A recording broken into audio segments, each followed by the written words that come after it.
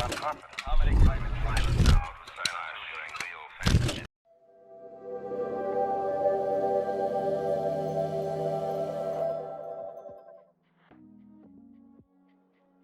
ladies and gentlemen, and welcome to The Right Opinion, the home of a twat with too much free time. And food, a popular subject on social media.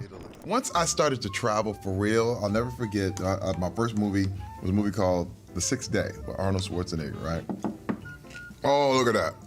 That cold So fresh, right? Just so fresh with the crostini. Terry, stop with the smoothies and start drinking gastronomical. I know, that's the deal. Just the idea of cold soup, I was like, huh? What? And then I had it. Yeah. And I was like, my life has changed forever. This can't be a surprise, as practically every human being on planet Earth with an electronic device comes into some sort of contact with daily sustenance, and social media keeps us in touch with our appetites. Whether it's teaching yourself skills in the kitchen, watching other people eat while they talk about whatever murder happened last week, whether you're learning about the history of human nourishment or just enjoying the aesthetic, there's often something for everyone. Yet, within that there lies an opportunity. And as always, that's an opportunity to sell something more than content. Hey folks, I want to tell you a little bit about my new cookbook, Basics with Babish, recipes for screwing up, trying again, and hitting it out of the park. This started with YouTubers and celebrities who are at least somewhat established in the culinary world, using all the clout they had acquired over the years to launch products based on their recipes and content. It made sense as a natural extension of their branding. With that additional relationship and seal of approval, these creators could compete with established brands who, despite more commercial presence, may not have the same personal connection the creator establishes with their audience, and the perception of credibility that might lend to a product of their own creation. However, over time, other creators realize you don't actually need any nutritional cater experience to use a personal relationship with their audience to sell these products, and most of the work can be done by someone else if you can just attach your name to it. We've seen this with brands like ZamFam, Prime, and Lunchly. That even though those people have no attachment to the gastronomical world, they don't need to, as long as they endorse it and attach their name to it. We have created our own drink company.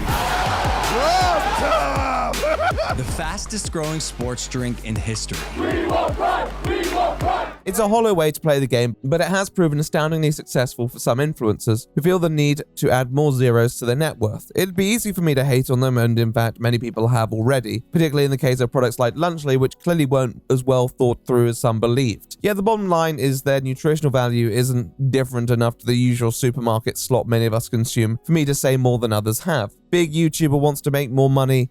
It's not that deep. However, what if I were to tell you there was a creator that fit into neither of the categories that I just set aside? A person who definitely did have more to represent than, say, the average creator, a person not without talent or potential, a person who didn't use her credibility to support a product, but actually created something interesting, and at least somewhat original that garnered support on its own merit. A person who, against all odds, pushed her product into the commercial sphere where it eventually reached the shelves of corporate giants like Walmart, an achievement that very few social media figures have ever pulled off. Now, what if I were to tell you that in spite of all this, her story has widely been perceived as a failure rather than a success, and that she occupies a place in the culture which is one more of collective disdain and repulsion rather than respect? Maybe you'd be surprised, and you'd want to watch this video to find out more about how a figure can occupy those two spaces at the same time. Or maybe you already know who I'm talking about and just have a penchant for the retrospective. In that case, you're probably familiar with the TikTok creator known as Chef Piis. Alright guys, so basically what we're going to do now is stuff our turkey wings. Now I couldn't find turkey legs at the front. Let me say this again. That's why we're doing a turkey wing, so y'all just go with it, okay? Veronica Shaw, also known as Chef Piis, lived a fairly interesting yet inconspicuous life up until 2022. Originally pursuing a career in nursing while working at a middle school, she switched her career path to haute cuisine after receiving positive feedback from her friends and family. From there, she began taking work as a private chef where she prepared food for a variety of private parties, some for allegedly pretty high-profile names, opening her own restaurant in 2021 and receiving the nickname The Flavored Genie. Though the records before her variety aren't too plentiful, it was apparent that she built up a reputation locally as a chef to be sought after, and used social media as a secondary tool to promote her creations and career, taking interviews on her come-up and even collaborating with other public figures here and there. It's your boy in your chair, man. I'm here with Chef Piis. We in LA and we about to cook you guys some delicious meal, all right? So, listen, grab your popcorn, grab your remote control. Matter of fact, you can go to the grocery store and get everything we got right here and start cooking, all right? Your health is important. So stop walking around looking sloppy. Stop walking around looking soft, looking weak. Stop walking around with all them damn excuses.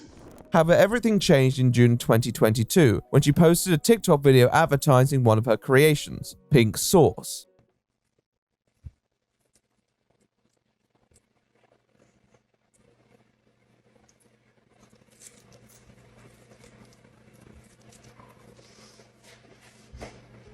Pink sauce is a condiment created from a variety of fruits, oils, and other condiments. It's been described as having a watery viscosity, but also a tangy, sweet, and slightly spicy flavor. The pink color allegedly derives from its main ingredient, the dragon fruit, and definitely leaves a bold impression. Pink sauce wasn't actually created in 2022. According to Piis, it was served at one of her restaurants prior, and she merely wished to recreate it on her platform due to its popularity. By all intents and purposes, this was just another way for her to promote one of her many products to her decently sized TikTok following. Little could prepare her for what came next, though. And move over ketchup and mustard. There's a new condiment craze this summer, and you might mistake it for Pepto-Bismol. It is pink, and social media is filled with people putting it on just about everything. On one hand, a wave of massive interest in pink sauce and Chef Piis, online variety and interviews with large media outlets to proliferate her brand, and commercial distribution of a product she created to shelves all over America. And on the other hand, long story short, these people defrauded me. So I would have to sue them for fraud because it's not only the calculation of the royalty, but it's everything else that deteriorates.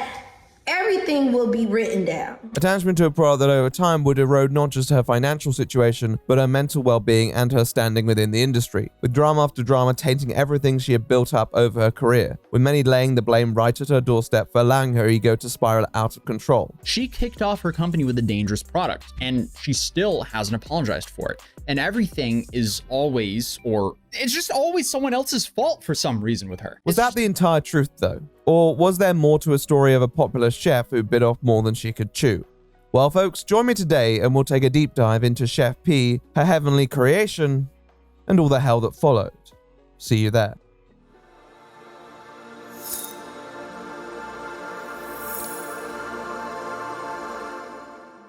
Let's go to Miami. Figuratively, sorry guys, and set the time machine back a few years to a time where Veronica Shaw or Chef Piis was setting up shop in the Magic City. Now, Miami won't make too many top 10 lists for the best foodie experience, particularly when it has to compete with cities like New Orleans, Chicago, Nashville, Houston, New York. In fact, there are a lot of cities that you would probably go to experience restaurants before Miami. But that's no insult to the place. In fact, many would argue that Miami has something even better: a good time.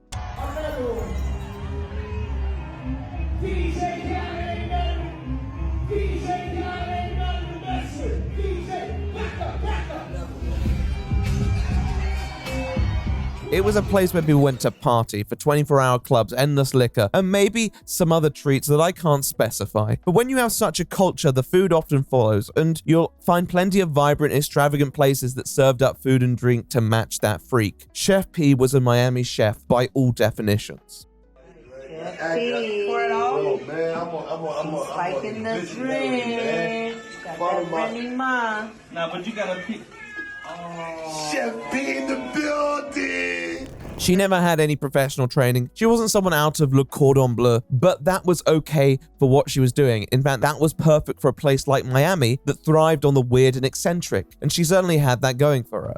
Although she had taken interest in cooking at a young age, she didn't take the first steps to pursue it as a career path until around the end of the 2010s and the turn of the 2020s. Before then, she went by the name Carly Piis. Her birth name was mostly reserved for court documents because you can see Chef Piis was a Florida woman at heart, and you may have seen her old mugshot circulating. Well, throughout the 2010s, she made herself known with a few apprehensions relating to her driving, including a suspension for an expired tag and a subsequent charge for driving on a suspended license. And although she didn't go Marcus Brownlee levels of speed, she certainly enjoyed putting pedal to the metal.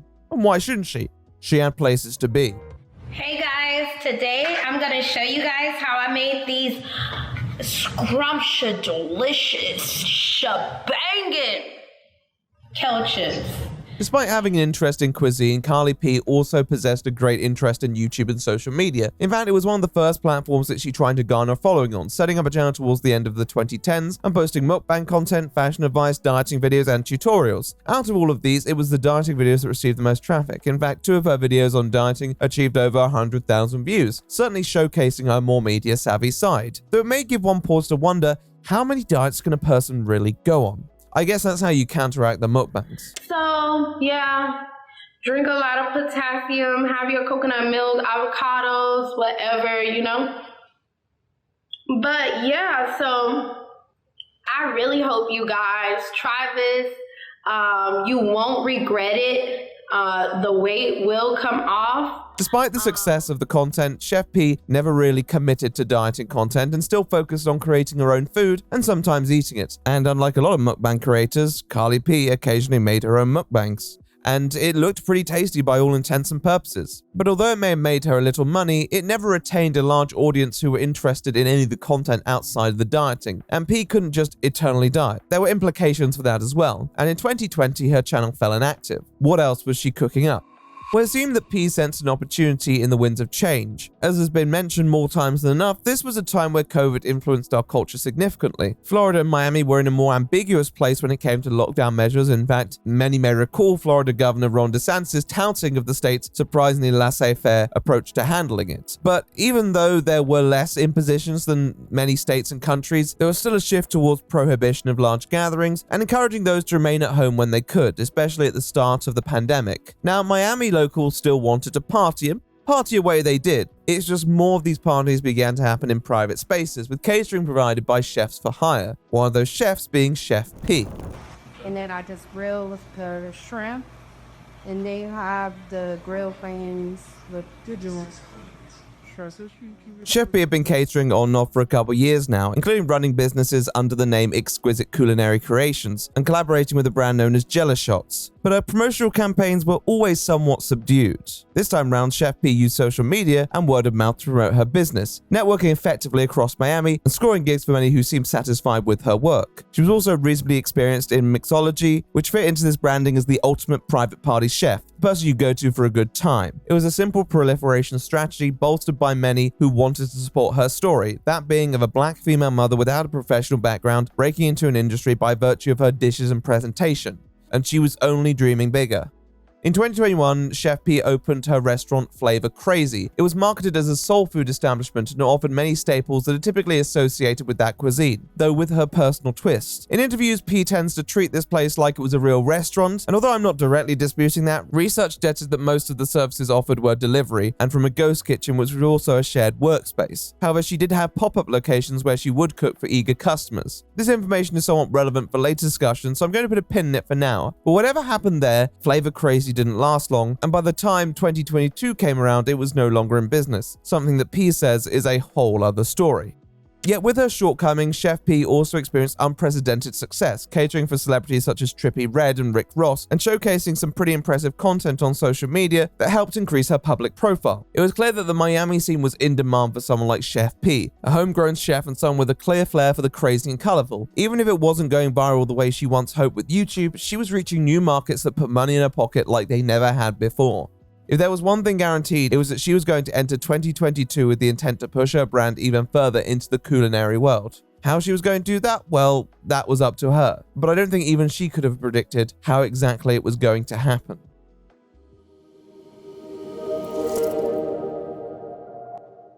The new year met Chef P with a continuation of her trajectory, integrated with some fresh ideas on making that extra dollar here and there. Yet amongst all the ideas on how to push her into the next tax bracket, the one that we're most interested in is the idea that Chef P wanted to launch some commercial versions of her products, particularly the ones that were more friendly to being sold on a macro scale in the first place. Hey y'all, Chef P here. So I am so proud to announce that this year I am relaunching my seasoning, Put This Ish on Everything. And if you know and if you purchased our first batch, then you know that this seasoning is absolutely everything. This made a lot of sense for someone aspiring for the big time. Chef P regularly bragged how she was making six figures, but if she was, it honestly wouldn't be enough for her. A product on the shelves though, an item actually being bought by people, is one of the best ways to acquire passive income while providing you the funds to pursue your business outside of it. And this wasn't any old product that she would be promoting. In her mind, this wouldn't just be a take on the classic. This would be a whole new thing that might just change the way you consume food forever.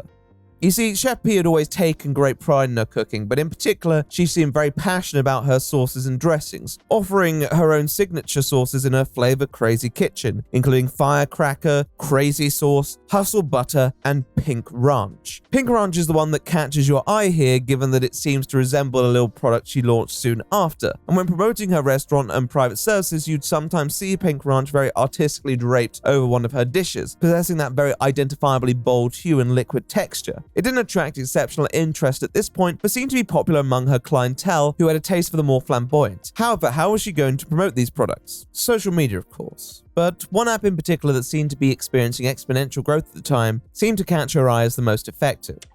Blah blah blah blah blah blah blue blue blue.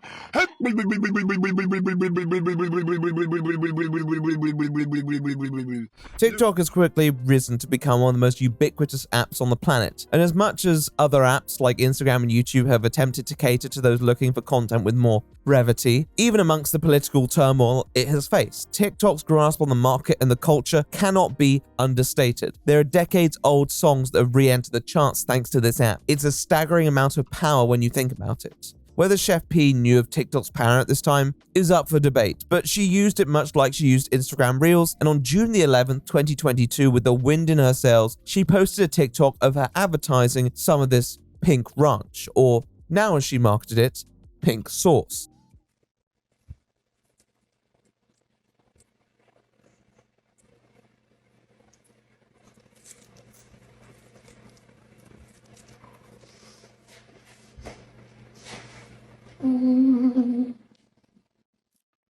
Whereas in the past, videos had typically circulated around a similar scene, it was immediately clear that Pink Sauce had latched onto something greater, and in a few days it was garnering a pretty significant amount of attention from foodies who were curious as to the taste and composition of such a concoction. Pink sauce good? Pink sauce bad? Me not know, but boy, have me seen a lot of pink sauce on my For You page. Being the media-savvy individual that Chef P was, she immediately decided to make more short videos promoting it across all platforms, further driving up interest in the product, with many expressing their interest in trying it, but many also stating that they didn't want to touch it with a 10-foot barge pole. All right. There you go, Raven. She didn't even give it time to marinate on her tongue or none.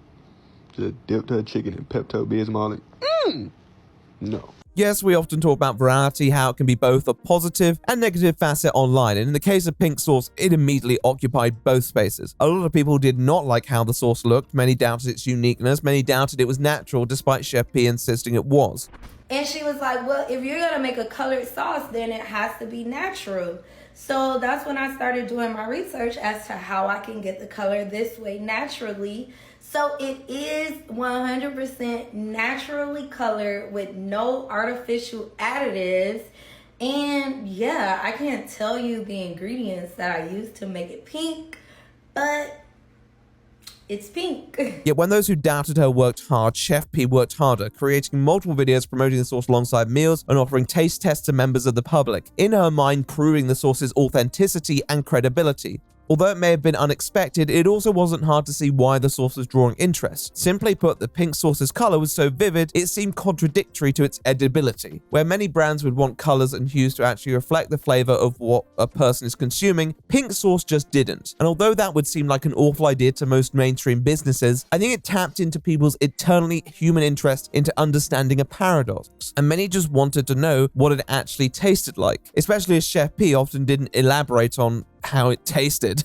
Even if a majority of consumers weren't interested, Piis' relentless campaign eventually caught the attention of enough people that there was actually hype around the sauce being available on a commercial level. And towards the end of June, less than 2 weeks after she posted the sauce on TikTok, she set up a website that would allow people to order a bottle of homemade pink sauce for the very modest price of $20. I think I'll stick to ketchup for now. Regardless, in spite of my own reservations about the pricing, it was more than reasonable for many followers of P, with the available batches of sauce selling out in the space of a day. Maybe they would be the first to try something that was about to take the world by storm, the prototype of the next big thing. Chef P clearly believed in it, being able to turn a TikTok into saleable merchandise in the space of 2 weeks. It was a surprising and impressive turnaround, and it was exactly what Chef P was looking for to take her business to the next level. Reviews began flowing in, and P would regularly promote the positive ones on her social media. The sauce made my sandwich have a kick. This was good AF. Get you some pink sauce. In spite of the detractors, there was something impressive about what Chef P had achieved, something that many more popular and prestigious chefs hadn't yet, which was a viral product. And with the reviews flowing in and more batches on the way, it seemed to be the start of another stage of her career. That further step from 6 to 7, or dare I say it, 8 figures in the bank account. Yet, was she overlooking something? Or multiple things even? Well, I'll tell you this much. The paradox of edibility went a bit deeper than one might have thought or hoped.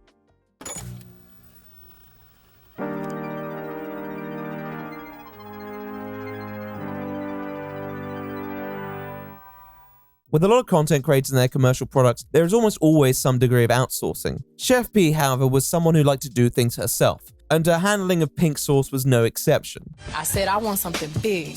I want something that says I'm here. Beyonce. Although she had put out an ad looking for an assistant, she was still producing the condiment in her home kitchen, packaging it, and then shipping it on her own terms. Now, this may not be a surprise. After all, she's a chef herself. She likely has experience with the movement of produce, but given the unforeseen scale of this enterprise, you wouldn't be amiss for questioning whether we were in safe hands. And on reflection, there did seem to be a few red flags. First being, she didn't seem to be a very reliable narrator. The color didn't change, just the lighting. I'm sorry, Chef, but that is definitely a different color to what you were previously advertising, lighting aside. When the website went live too, there are a lot of questions as to whether she was actually providing the right amount of due diligence with mind to the consumer, including multiple concerns around the fact there wasn't really any nutritional information available, and the information that was available didn't exactly fill you with confidence. I've been seeing all the shady comments. I've been a professional chef for 4 years. There will be nutrition facts. Calm down. Some also question whether it was FDA approved. Now, FDA, name aside, doesn't actually, quote, approve food. They regulate it. So FDA compliant would probably be the better term here. But I think people's concern tapped into the fact that everything was moving so quickly that Chef P may not have had the chance to actually think about the health implications of what she was creating, or actually disclose every risk associated with her little culinary venture. Now, all of this had the option to be resolved once the product went on sale. And when it did, there was consumer information available, though this didn't entirely quell concerns either. In fact, when the bottles started arriving, people had even more questions as to various misspellings such as Vinger and poorly formulated statistics that didn't make any sense, including the claim that a single bottle held 444 servings, an amount that seemed improbably high for the size of the bottle. It seemed that the infamous sauce was not as well received as P thought. But how would she respond? Bitch can't stop me. A bitch, nobody can stop me. Who can stop me? Bitch, I'm giving them what they want. Well, she continued to block out the haters for a considerable amount of time, but as the second batch went live, more problems occurred. First, the color and consistency of the sauce was not constant, and given the packaging wasn't robust enough, shipments began to turn up to people's houses completely busted, which raised further concerns regarding her oversight. People then began to worry that the milk in the pink sauce could cause botulism because it was being packaged in a bag, and then there were the claims that there were actually ingredients in the sauce that weren't listed on the bottle, and then there were the complaints that there were no instructions to refrigerate the sauce after it was opened. I could go on. These concerns kept mounting and mounting and mounting, and it all said that Chef P was very much out of her depth because even if they weren't valid concerns, she did not have a response. And when she did have a response, they didn't necessarily reassure anyone that she could actually correct these shortcomings. After a large amount of backlash, she posted a TikTok stating that she has heard the criticism, and although they are adhering to FDA standards, they're conducting additional lab testing to guarantee the safety of the products. So, I want to start off by saying, number one, my apologies. My apologies. I'm only human. I'm not perfect. It was a mistake. We fixed the issue. You guys will not be receiving pink sauce bottles with the bad label. We are replacing all of the labels. We also are sending you guys a gift and a thank you note. Now, it was good she was apologizing, of course. It's much better than her previous stance, and I do believe this was a moment of genuine realization for her. However, the I'm not perfect attitude can't work when you're shipping items to thousands of people. The fact that it actually does need to be basically perfect is exactly why these rules and regulations were implemented in the first place, and coming into this sort of business with such a chaotic energy could actually lead to dire consequences and, as many other people emphasized, a very sizable lawsuit. Although Piis had very admirably taught herself many of the culinary skills that she needed to excel in the Miami scene, she had clearly neglected to teach herself other disciplines that become more important when you're trying to sell and distribute a product. Unfortunately, cooking can be as dry at points as any other profession, and though that wasn't Piis' speed, it had to be. As July moved on and claims were becoming increasingly extreme, no matter how true or not they were, eventually people's complaints escalated to the point where the FDA was actually called on to investigate such claims that she was selling an unsafe product. Not too soon after, Chef Piis posted a video alleging that this was the back end of her conversation with one of these investigators, though this was not confirmed. Became aware of this issue. We also let our customers know that we are working expeditiously to correct any issues that we, are facing right now today for the pink sauce to be as successful as it needs to be, and also to, show the people that actually support the sauce that it is safe, and we are taking the precautions to make sure that they are not worried about their health concerns. She reassured them to the fullest of her ability that her sauce fell within regulations, but then took to streams of her own to talk to the concerned public, and her wisdom wasn't the, well, wisest. What do you mean FDA approved? I don't sell medical products. The pink sauce is not a medical product. The pink sauce don't contribute to your health. Now again, although she doesn't actually need FDA approval as she's not using any newly discovered ingredients, she doesn't seem to understand here what the FDA is responsible for. Her product would still fall under their jurisdiction if there were any issues, and if they wanted her to stop selling because of the health risk that it posed, then she would have to. So although we don't know exactly what was said behind closed doors, as the FDA didn't really comment on this investigation, it appeared that this fairy tale was about to come to a grinding halt. To continue production under these circumstances was just inconceivable. And not too long after, she put out an announcement saying that production would be brought to a halt while she worked on making it FDA compliant, likely under pressure from said government agency. Chef Piis had worked up a local reputation for cuisine with a flair, but in spite of this, she just wasn't ready for this degree of publicity and responsibility. The notion that being in charge of a commercial operation looked very different to just working on gigs. This was not something she could orchestrate all by herself, and it was certainly something that she couldn't fix by herself either, especially given her limited knowledge of the industry. Many people would have been interested in finding out about this pink sauce, but it was probably about time this little project was put to rest until she knew better, no matter how many Rick Ross endorsements she accrued. Was it all over for the pink sauce lady? Or was it, God forbid, just the beginning?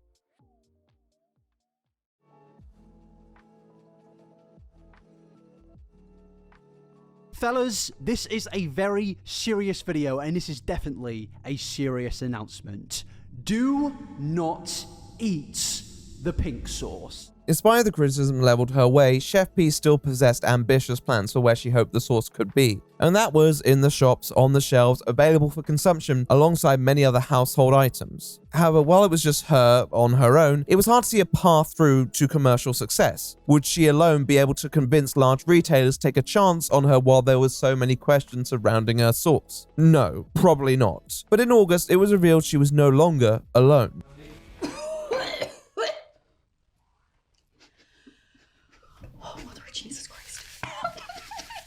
So centralized right to the center of my tongue. I feel like I'm getting my tongue pierced very, very slowly. My tongue burns, but it's just my tongue. It's not around the rest of my mouth. What were we gonna say, Granny? Nothing. This is Dave's Gourmet, a company founded in 1993 with a desire to create a range of high-quality, ethically sourced condiments. They've also previously held records for having the spiciest sauces in the world, though they don't currently. Despite not being the largest company by any means, they have a presence amongst sauce enjoyers and possess good standing and good faith within the industry. You won't find many people with anything bad to say about them, so on paper, they wouldn't seem like a company lining up to actually work with anyone as outspoken and temperamental as Chef Piis. And yet towards the end of August of 2022, Chef Piis began posting emphatically on TikTok that pink sauce had been saved by a deal with Dave's Gourmet, and not too soon after they took to the press to share the details of this agreement. Dave's Gourmet would be in charge of creating something that fell within the required manufacturing guidelines and was shelf stable. It also seemed they would be streamlining the sauce production to be in line with their other products, removing dairy from its ingredients and creating a simpler formula for retailers. This seemed like a very straightforward solution that should resolve all the drama surrounding Chef P and her sauce. After all, although she didn't handle it with the most aplomb, she seemed more ignorant rather than malicious. Over the next few months, Dave's Gourmet would take over her prior obligations, and she would be allowed to go about her daily life as well, hopefully securing that portion of passive income that she was vying for. The only real questions pertained to Chef P's obligations to being an ambassador for the product. After all, it was still her creation. Many might have wanted her to take a back seat given the events of the past few months, especially a brand like Dave's Gourmet, who had very carefully crafted a public image. But as with many influencer brands, the influencer is often the best ambassador there is, and there was little doubting Chef P's enthusiasm for her product. So as autumn approached, she continued her role of promoting the new and improved product on social media. But yeah, we're so excited about the new production of the pink sauce. Listen, we have some amazing collaborations coming up.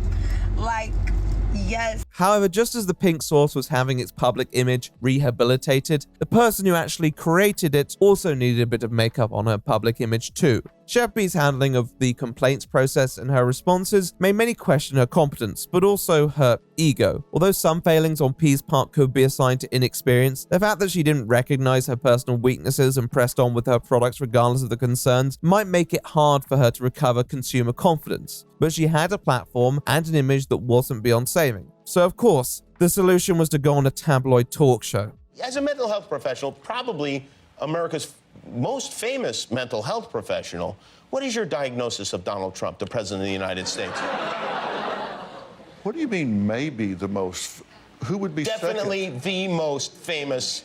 Oh, I see. I've just diagnosed you as a narcissist. Tabloid talk shows have come under fire in recent times, not just for their rather voyeuristic approach to media, but also their manipulation of stories and guests in pursuit of drama and views. It presents a guise that what you're watching is representative of some truth, and in many cases it simply is not. And when there are people at the heart of these stories, then there can be consequences. So it may surprise you to know that there are still a few persisting in spite of the increasing public disdain. One of those being a show hosted by Queer Eye's Caramo Brown, named Caramo. And this show of them all decided to be the one that would be the forum of debate for the pink sauce lady.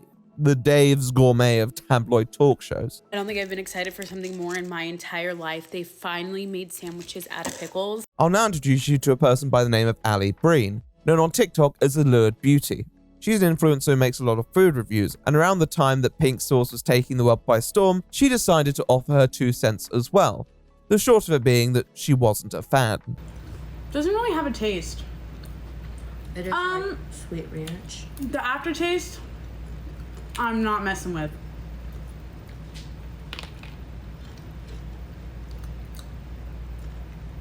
It's like watered down ranch, just like everyone's saying, but yeah, there's like a sweet aftertaste that is not good. Her comparison to ranch was much more unfavorable in comparison to some, and this only became worse when she appeared to find a piece of glitter inside the container, and it began to stink out her place. With all this transpiring, she decided to send a sample of the pink sauce off to lab testing to see if there were any additional ingredients or details that Chef P was not disclosing. Although it seemed like an interesting step further than your average food critic, it wasn't like P had given people a reason to necessarily trust her either, and given that she was shipping out these products at the time, there was a public interest in actually making sure this sauce was safe for consumption. However, given the view count of these videos and the often rather skeptical and critical presentation, Ali was positioned as one of P's more arch critics, and one who gave her her fair share of grief. It's also important to note that Ali's lab sample wasn't very well conceived in the first place because she had stuck her finger in the sauce, and no matter how clean her hands are, that is contamination, plain and simple. So I pulled out the bottle and I opened it up and I had to stick my finger inside of it, but there is a piece of glitter inside the bottle. What's the relevance of this person though? Well, she was the individual that the producers of Caramo chose to square off against Chef P. And to be fair, this wasn't a terrible idea, It would have been easy to find a person far more rabid. Hell, there was some guy who faked his own death after trying the sauce. But this was an opportunity for a balanced conversation on accountability. It seemed that Chef P was actually interested in turning her reputation around once and for all. And with pink sauce's credibility tied at least in part to her own public image, this was an important step forward for her, her brand, and her partners. So, how did that go? So the problem I have with this is, how are you going to be dancing like that in the green room and then go in front of a live studio audience and say the things that you did? Even with something as trivial as pink sauce, a condiment that I'm sure we'd agree was not the political center point of the past few years, misinformation was rife. So you can only imagine the amount of misinformation that exists when it comes to hot-button topics like news and politics. Especially in such polarizing times, you need your sources to give it to you straight. Straight like an arrow. Wink, wink. That's where today's sponsor, Straight Arrow News, enters the picture triumphantly. This grounded news organization is not like any other outlet I may or may not have worked with in the past. They focus on filtering through all the noise to provide that clear voice of what's going on in the world and providing you with the DL on the TL. Dealing in one currency only, unbiased, straight facts, trademark. I've been perusing Straight Arrow News recently, frequenting the media miss area to provide me with information on what might be overlooked by the mainstream media. For example, why doesn't the right want us to know about sleep maxing? Do they want us to always be tired? Or are they trying to stop us from being woke? This is something that we deserve the answers to. Thankfully, Straight Arrow News is on the case. Sit down, William Tell. Cry about it, Robin Hood. You couldn't even fire an arrow as straight as this. You need to go to san.com/therightopinion or click the link in the description to check out their independent journalism. The best part? It's completely free, so there's no harm in just having a look and seeing what they're all about. But to me, The Right Opinion, they're the last organization you should be sleep maxing on. Now, back to the video.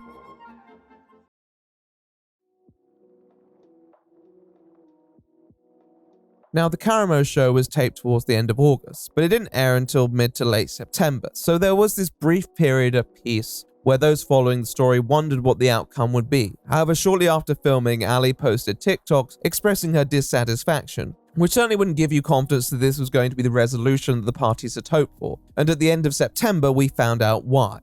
Thousands, if not millions of people use social media as a financial resource, a way to support themselves, which is great. But one mistake on social media when running a business could cost you more than you think. That's exactly what happened to my next guest. Caramo opens with a brief philosophical musing of the topic that's approaching, and you're already probably raising your eyebrows. One mistake is a rather flattering way to put it, and although I'm sure she had some undue harassment, a majority of the criticism seemed quite mild and reasoned, especially stuff that she actually responded to. Okay, so whatever. Maybe this narrative is a bit confusing, but Chef P has plenty of time to correct Caramo on any misconceptions, and ultimately, regardless of what he says, it'll be her responsibility to make sure that she presents a fair picture of this situation. How does she perform? I didn't really hear a lot of planning there. Yeah, so I did plan. However, I didn't realize that it was gonna take off like so fast. In planning everything, I literally had 120 units like starting off on my own in my own kitchen. So this thing like blew up. I mean, the first few minutes are pretty mild. Again, it feels like her shortcomings are downplayed to focus more on the disproportionate level of hate she received. But she at least owns up to her failing. Although she kind of acts like it's already sorted, which isn't the best look for what you sort of hope to be an apology tour. To be honest, at points it feels more like a victimhood tour. Of this, we will either refund you or send you a brand new bottle of pink sauce.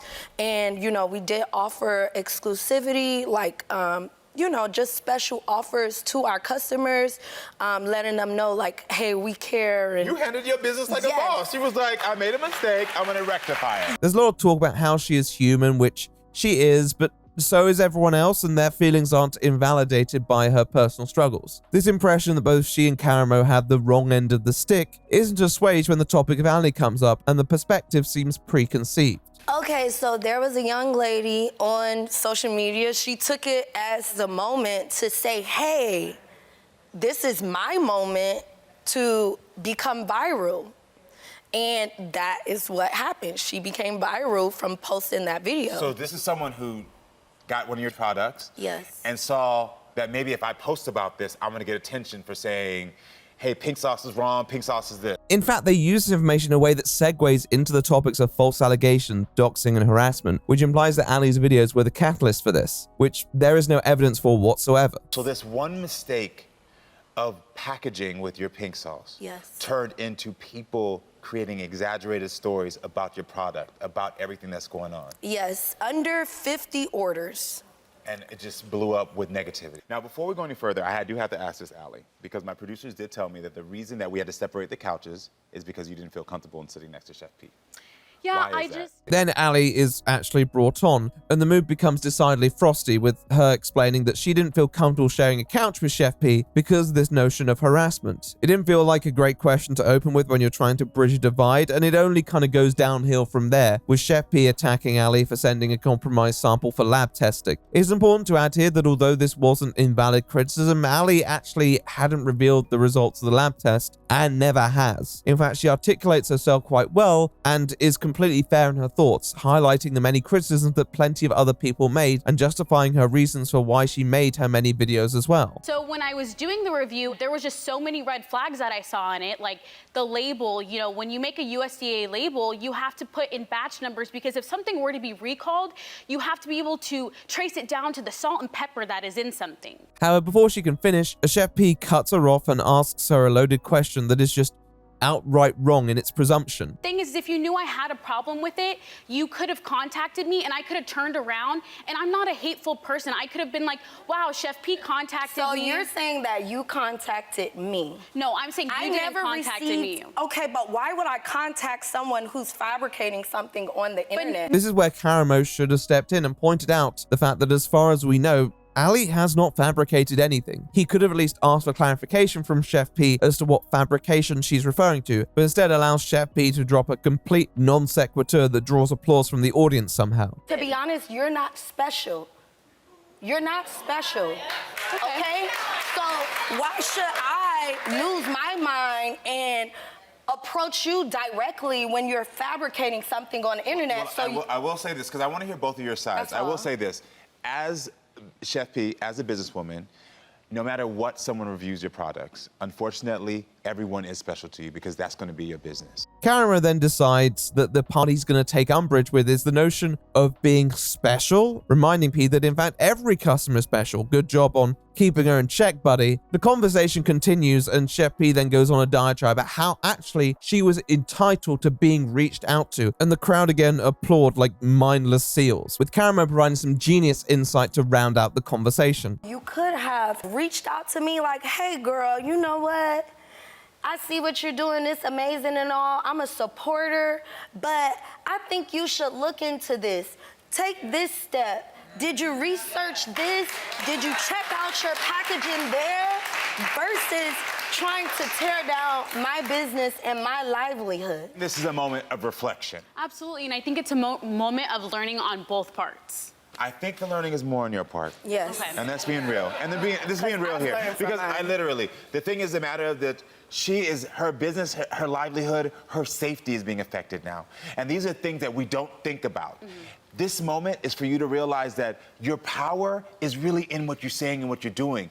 And that one video that you did for that second, the follow-up video, had ripple effects. Karamo, bro, what about the safety of the customer? I think this would have been effective against someone more blindly hateful towards Chef P, but obviously Ali has nuance in her perspective, and Chef P was just talking past her to satisfy this overarching narrative relating to the toxicity of social media. Listen, never forget that social media can unconsciously or consciously lead to the demise of your relationships. You must pay close attention, because you could invite trouble into your home every time you open your phone.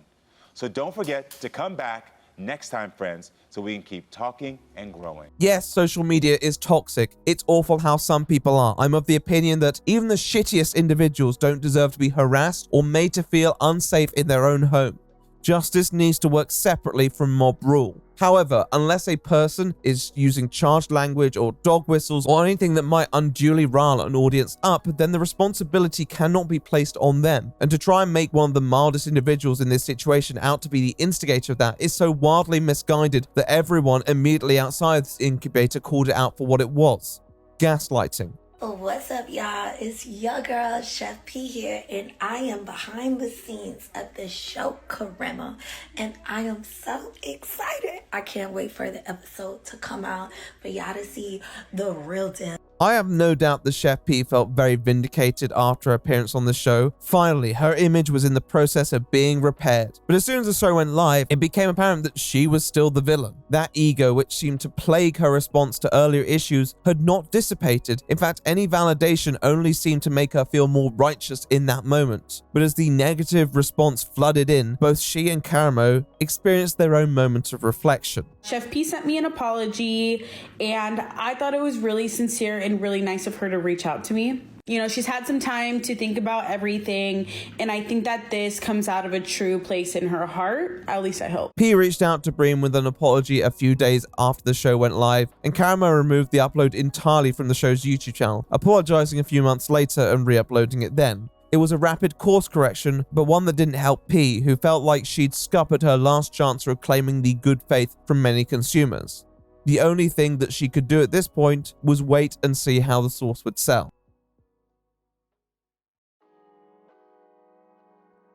The new version of the sauce was due to be launched towards the end of 2022. Firstly, on a platform where direct purchases could be made, and then subsequently at retailers all over the country. The new and reformulated sauce made its return in around mid-November and had a new improved price tag of $9.99, a 50% reduction that could well attract more sales. It was repackaged in a much more stylish bottle and produced in an FDA-certified facility which addressed many people's concerns about its safety. And with the past few months still fresh in people's memory, were they willing to trust that product and its ambassador, especially given Chef P's poor track record in handling criticism? Well, in spite of the rather disastrous appearance on Karamo, the months following were surprisingly kind to Chef P. Dave's Gourmet continued to work on production of the sauce, and P actually managed to go one step further than merely offering an apology to Ali, sending her a care package shortly before the relaunch of the product. Okay, Chef P, I see you with the Chick-fil-A gift cards. Okay, such a cute card. All right, so wow, it looks like we have 2 bottles and some hot sauce, I assume. Okay, we love the packaging. We love the packaging. I'll add that given Karamo's apology a few months on, Yeah, well, I appreciate you saying that, but I want to tell you right now, I am sorry, just point blank period, that I gaslit you. You know, on this show, it's all about healing, learning, and growing, and I would not be able to sit here and hold all of my guests accountable if I wasn't able to do that for myself. That's why it was important for me to give you an apology right now and tell you sincerely that I'm sorry.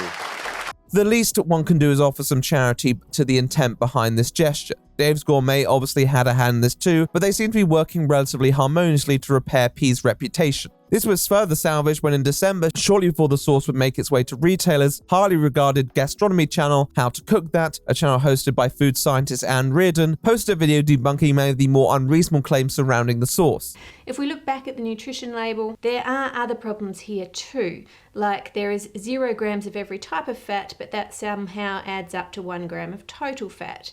And it says there's 3 grams of total carbohydrate, but there's 11 grams of sugars. That 11 grams should be part of this total, so it can't be less than 11, it can't be 3. Apologising is a great start, but I can see with the new label that she's flashing around there, it still says 90 calories. I can't read all the details, but I can tell the nutritional information is still totally incorrect. So if you've made an error on the label, maybe check everything with a fine tooth comb before reprinting. However, she did go on a talk show with Chef P. Could have contacted me and I could have turned around, and I'm not a hateful person. You're saying that you contacted me. No, I'm saying you didn't contact me. Okay, but why would I contact someone who's fabricating something on the internet? But nothing was fabricated. To be honest, you're not special. You're not special. I think I'm going to have to agree with that claim. That was not a good way to speak to a customer. And Ali, if you are watching, you are special. It's a comprehensive video and it doesn't shy away from criticizing Chef P, though it also highlights the various mischaracterizations and why they were inaccurate. The pink sauce is killing people. TikTok's pink sauce hospitalizes 13-year-old, and a TikTok pink sauce nearly hospitalized me. But when you watch those videos, none of them are about personal accounts or stories of a person eating pink sauce and getting sick. They are actually just clickbait trying to get views based on pink sauce. I have searched and searched, and apart from those 2 false accounts, I cannot find any accounts of people getting sick from eating pink sauce. Now, lots of people videoed themselves eating it and reviewed it, and none of them came back and said that it made them sick. So to the claim of the sauce making people sick or even killing people, that is a false accusation.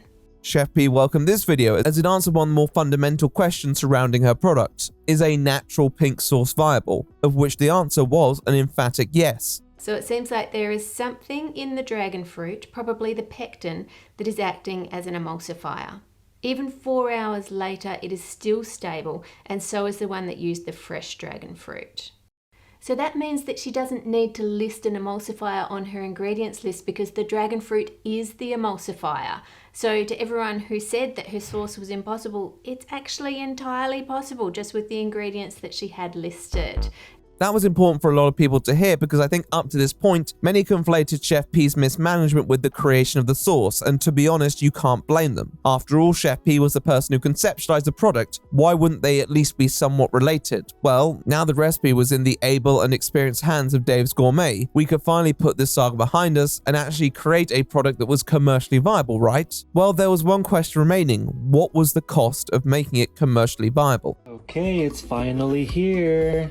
I've been waiting so long for the official relaunch of the pink sauce. I am so excited to try this. As noted, Dave's Gourmet made some changes to the recipe to guarantee stability. On one hand, this seemed completely fair. On the other, the otherwise successful relaunch of pink sauce attracted one persistent criticism: that it wasn't actually pink. Doesn't look very pink. As you can see, it's kind of orange. And it has some speckles in there. I'm assuming that's chili flakes because that's something that was listed before. But I guess we're gonna eat it. Now, we live in a world of misleading names, so on paper, this isn't a deal breaker, but what attracted so much attention in the first place was the boldness of the hue, even if it repulsed some. Some might say Dave's version was the best way one could make it naturally, which may be true, but also chefs like Anne Reardon already proved that you could make a sauce with that sort of bold color. However, when Reardon made the sauce, there was one caveat, that the sauce would typically turn a paler color after a few days, comparing it to apricot, which is not pink at all. With this in mind, the fact that Dave's Gourmet had created an even paler sauce, where even the website had the disclaimer that the color in the photo shoots may also still not be reflective of the color that it was on arrival, was not the most encouraging. When the reviews came in, people noted how it resembled a more paler orange a lot of the time, not too different to how Reardon predicted it would be after a few days. It also didn't help that the reviews were not very good.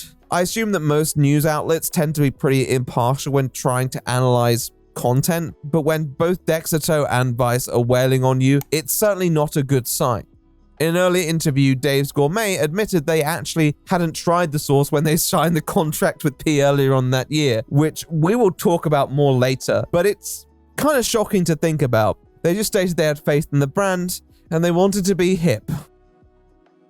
Well, hip they finally were, and in spite of the lukewarm reception to this comeback, Dave's Gourmet and Piis had one more commitment to fulfill, and that was to actually put it on store shelves. This was always what both parties hoped would propel pink sauce into the mainstream. And to be fair, pink sauce could not be viral forever. Eventually, people would lose interest in the novelty, and its ability to move numbers would be what matters. The retail deal was also important, as it made it easier for curious parties to just grab it off the shelf rather than having to go through all the hassle of ordering it online and paying a delivery fee and so on. It added to the allure of immediacy that such a product would probably like to thrive off. And as we ventured into the new year, it was triumphantly announced that pink sauce would be coming to Walmart, the largest retailer on the North American continent, with a promotional video being posted by Chef P to celebrate this news. I gotta win in every facet of life. That's what winning is. That's our natural odor. We don't even use cologne. Baby, we are winning. We smell like winning around here. When you saw us on the practice field, you could feel that you shook the hand of a winner. You felt that. I'm gonna win. But not only win, I'm gonna dominate. This was kind of huge, and it showed that in spite of the setbacks, there were still many in powerful positions with a lot of faith in Chef Pi's vision, and many followers were simply happy that Pi was able to turn something contentious and issue-riddled into a viable product, which was the natural next step of what she should have been doing. Just as viral interest subsides, so does interest in the figure. And if the product could speak for itself, then there would be reason to celebrate. So if it did speak for itself, what was it saying?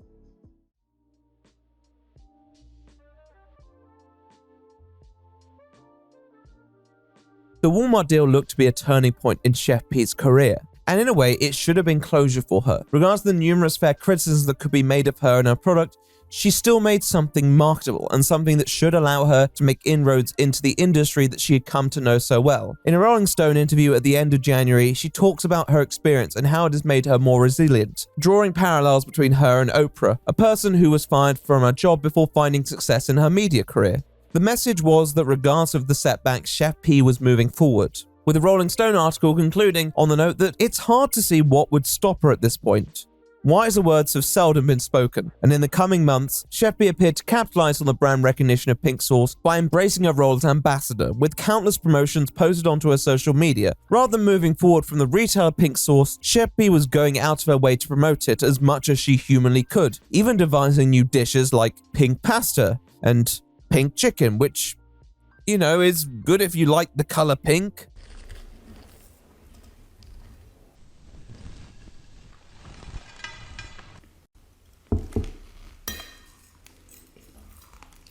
These pink power videos do seem to be a bit of a departure from the Chef Pi that many had acquainted themselves with previously. Chef Pi was always a different kind of chef, someone enamored by the ostentatious, but she never seemed obsessed with mere color aesthetic. And all this talk of glitter and pink does seem a little schematic, even bordering on satirical. Now, it wasn't the only content she was posting, she was still advertising her services, but I think if you were watching this, you'd probably wonder if she'd run out of ideas or possessed anything original to actually offer her social media followers. But that was never a problem before. In fact, before Pink Sauce, her social media was filled with a salmagundi of cooking content from her many high-profile gigs. If anything, Pink Sauce should have only added credence to the image that she pursued prior. What was the reason for all of this content? Product, because I started off as a small business. So when I first ordered my units, I ordered maybe like 300 units.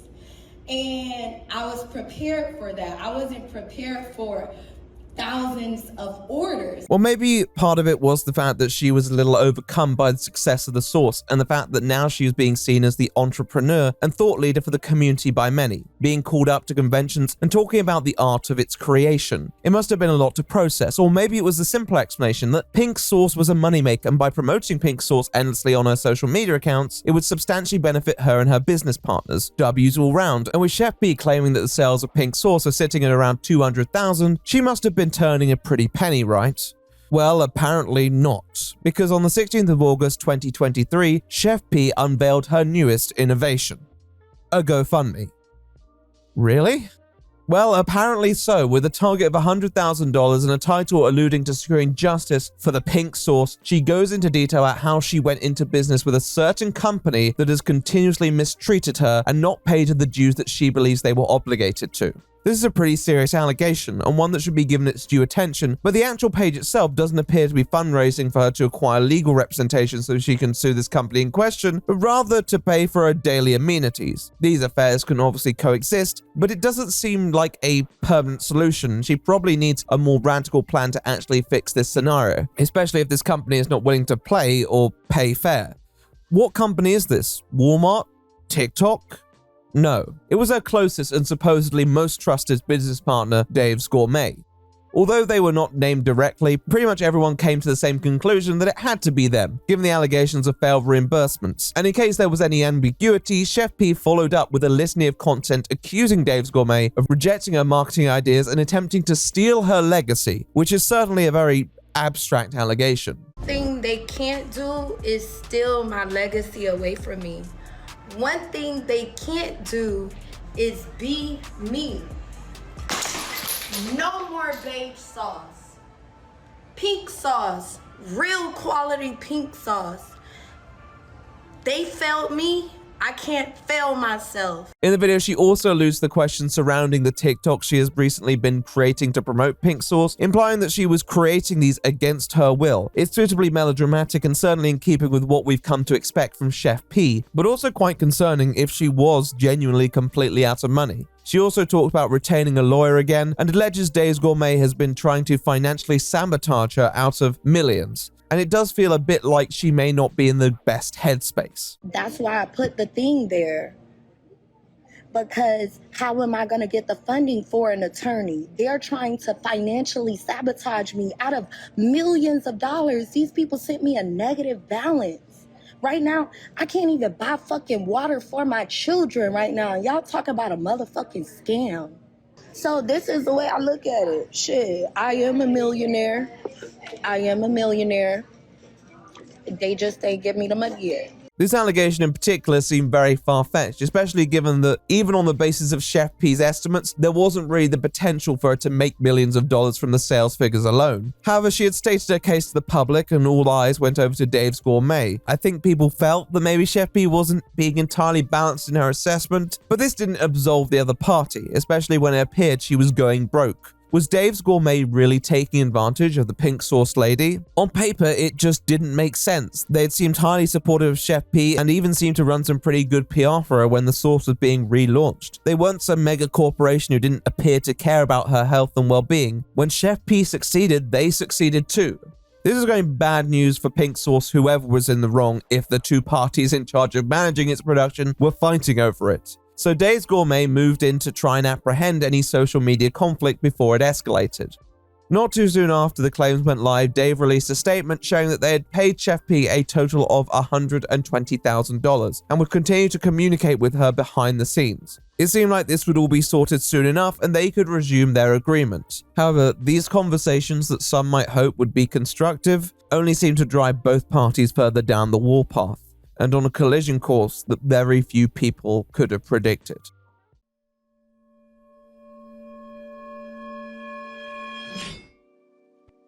This sort of drama was bad for the entire brand, especially with Chef P proclaiming Dave's sauce a pale imitation of her own. And with the company aware of her grievances, they likely opened up conversations to prevent the situation from spiraling further.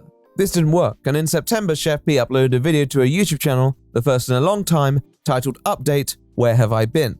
As you can see in the thumbnail, there is an eviction notice, so it looks like she's not in a great financial position. In this video, she continues to make claims against Dave's Gourmet for mistreatment of her and her business interests. This video was removed, though there is a reaction video from YouTuber The Plainest Jane, who responds to this video in its entirety, a creator who deserves her dues for enduring it, a person with more fortitude than I. It built up a lot for me, in which they know, and I have proof of the conversations that I actually had with them about not receiving the support that I was promised. Now, also, people speculating about me getting my body done. Me getting my body done would not make me broke. And this ass came from Eunice. This is my ass. Do we care? Do we give a damn?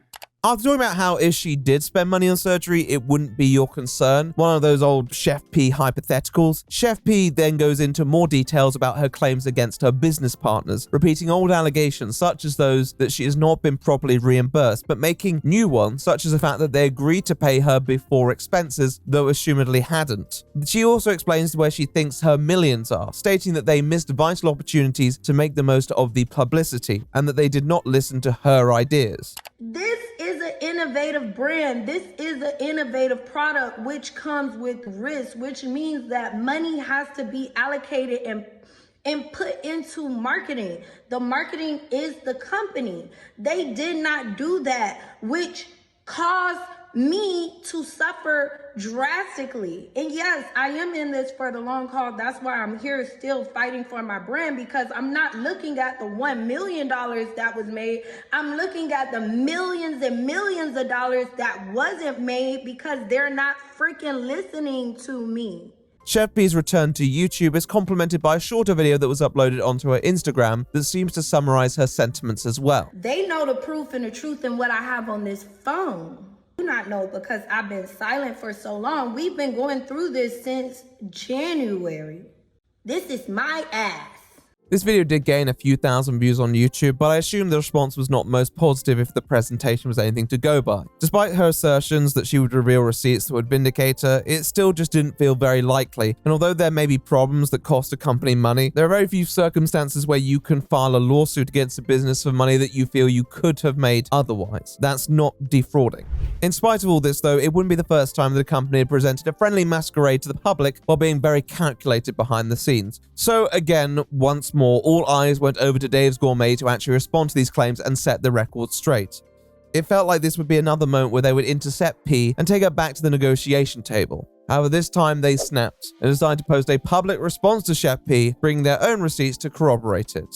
In this statement, they open with the terms of the contract that they signed, expressing that Chef Piis, or Veronica Shaw in this post, was obliged to post about pink sauce on social media at least 3 times a week, and that Dave's Gourmet would be responsible for the fulfillment of all the logistics relating to pink sauce. The main goal of this post is trying to address where a lot of the money that Shaw was promised had gone with the power of mathematics and chronology. This can be quite a dry subject, but in essence, Shaw had various debts that Dave's covered, and in the end took out of their subsequent payments to her. This included unfulfilled refunds due to a PayPal freeze on Shaw's account and zero interest cash advances due to Shaw's bad financial state. They repeatedly share how they proactively helped Chef Piis out despite her poor job in fulfilling their agreement. They make it clear that they really wanted this agreement to work out, but she simply was not interested in playing her part. They estimate that Shaw probably had spent a reasonable amount of money on promotional campaigns, but had not received any records confirming this, so simply could not reimburse her on that front. They also come with claims of their own, including that Shaw attempted to business expense groceries, that she tried to build the company for the time she spent promoting the product, which was not outlined in their contractual agreement, and that she once requested $10,000 to throw herself a birthday party. There is repeated reference to Chef Piis' refusal to collaborate constructively on any level, that they invited her to contribute to the direction of pink sauce, but she lost interest in doing so. This clearly contradicts the idea that Dave's Gourmet were outright ignoring Chef Piis' thoughts and suggestions, though we will probably never know what they actually were. Alongside this, they provide numerous receipts to show their payments to Chef Piis throughout their partnership, as well as visual proof that Piis had attempted to expense items that were not business related. A few days after posting this response, they provide an update where they elaborated on their philosophy behind working with Chef Piis and how it has been consistently undermined by her behavior. This supplemental text reflects on the past month, explaining that Chef Piis had requested a payment of $1.5 million if Dave's Gourmet were to continue selling the pink sauce, but that this again was an unreasonable request as Chef Piis had no control over the production of the sauce at that point. Dave's Gourmet state that in spite of the numerous allegations Shaw had made on social media against them, that they once more stepped in to help her pay off additional debts relating to her rent, with the proviso that she would return to posting promotional content on her social media. She obviously did not. We know what happened there. This is my ass. Further to this, Dave's Gourmet disclosed that they received an additional demand for $250,000, a significant step down from the $1.5 million that was initially requested, but still a bit steep given that she was actually entitled to nothing. At the end of this post, Dave's Gourmet requests all readers go to Shaw's GoFundMe and report it for fraud, as it is promoting a false narrative that she was not paid when the reality was that Dave's Gourmet paid her more than fairly in their mind. They also state that they hope that people will continue to buy their sauces all the same, with or without Chef Piis' endorsement, and conclude the post with the caveat they're not quite sure how much longer they'll be able to sell this for, likely with the past drama in mind. With this, Dave's Gourmet closed out a very thorough post explaining their position. I'll probably provide a bit more analysis in a bit, but as you can probably see, it was a much more airtight case than any one that Chef Piis had made to her followers.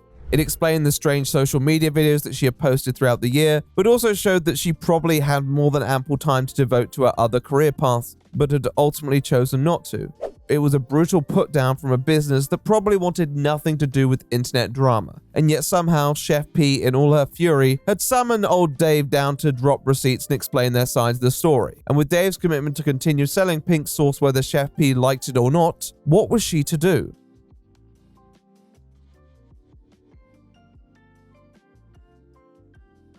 It was clear that the two parties were at a stalemate, but whereas Dave's Gourmet were likely more than happy to make this the last time they ever utter Chef Pi's name, our resident cuisinier was far from finished. My reading of all these antics is that Chef Pi wanted to take back control. Although they apparently confused Dave's Gourmet, I think the rationale behind the ridiculous financial demands were an attempt to give her back the rights to pink sauce. And to me that implied Dave's Gourmet had strict control over the product and its creation despite it being Shaw's brainchild. Chef Pi needed a plan B.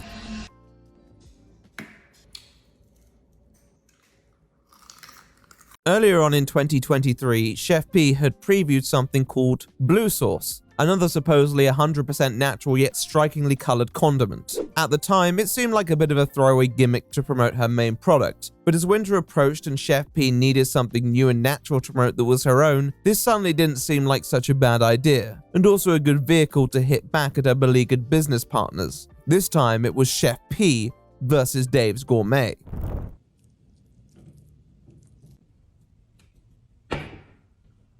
Now again, I hadn't seen the contract that was signed between Chef Pi and Dave's Gourmet, but I would assume it would preclude her from selling commercial versions of her own pink sauce, which is probably what frustrated her so much. The promotional content here showed what appeared to be pouches, so one might wonder whether this was to avoid any clashes with Dave's over direct competition between brands. But if it was, she still wanted to walk up as close to the line as possible. It seemed that given how selling sauce for her went last time, this time around she came up with an idea that she would give the power back to the people and let them choose how they wanted to enjoy her sauce. Then it couldn't be her fault if it didn't taste very good. Although originally appearing to be offering a few sauces, Piis scaled down her business model to offer strictly pink and blue sauces, though she did offer a new sweet pink sauce, which could be used on desserts and the rest. It seemed like a curious decision given that the sweet pink sauce market isn't exactly lacking, but I assume it was an easy enough extension of the original.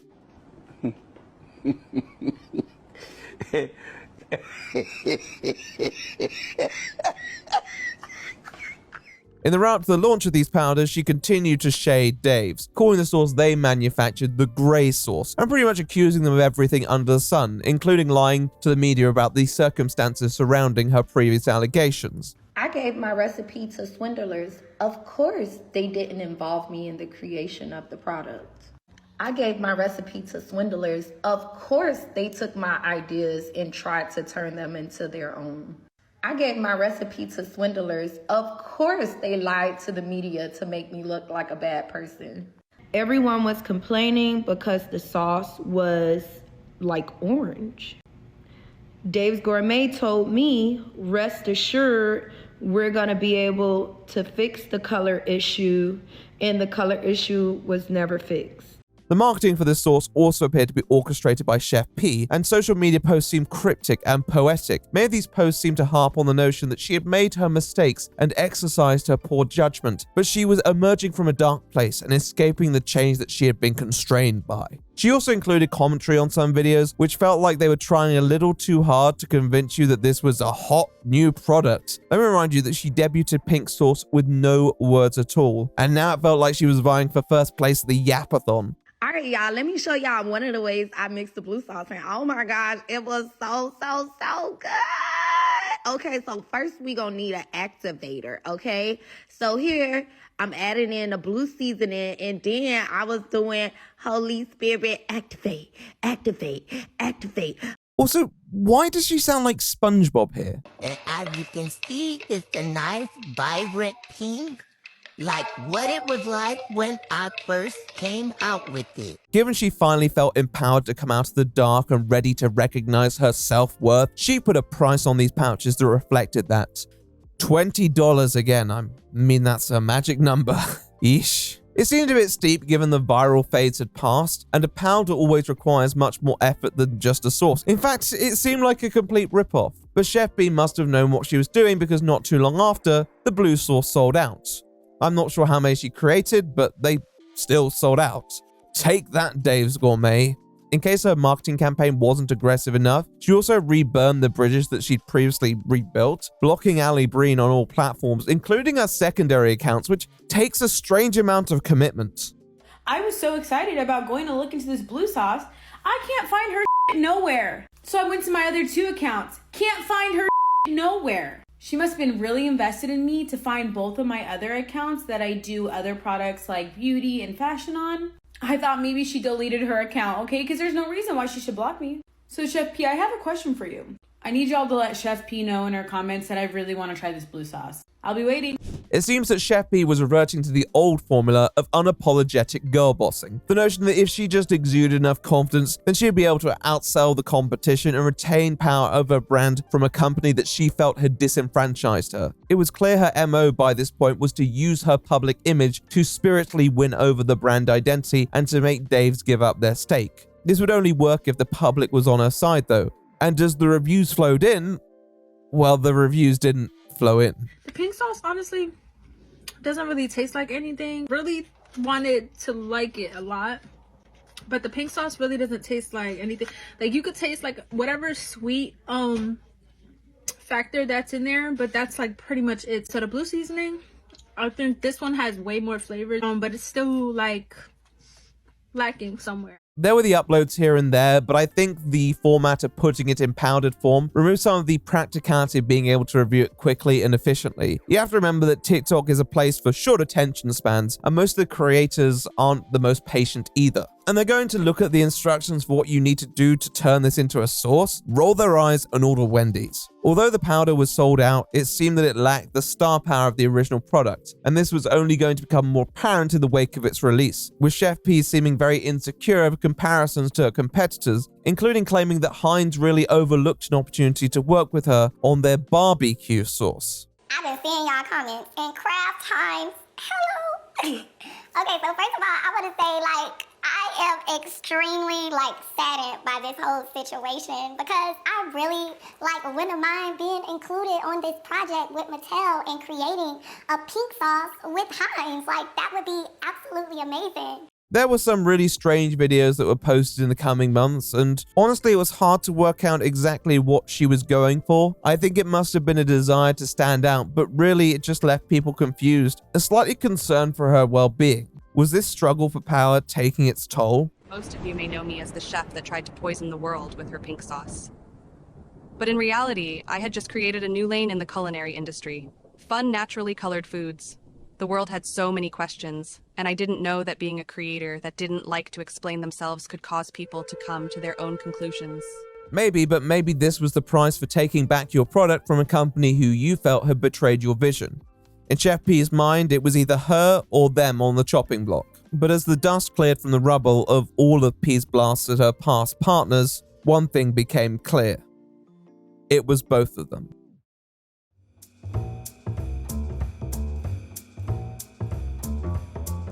The old maxim, he who seeks revenge digs two graves, should perhaps be amended to she who seeks revenge digs two graves. It's a phrase with varying applicability, but I think it's quite applicable here. As some of you may have seen throughout 2024, Dave's pink sauce did not have a great sales run, being relegated to dollar store shelves in many states. Although there has been no formal announcement, going on Walmart's websites would reveal that the sauce is out of stock in practically every store, and I doubt that's due to high demand.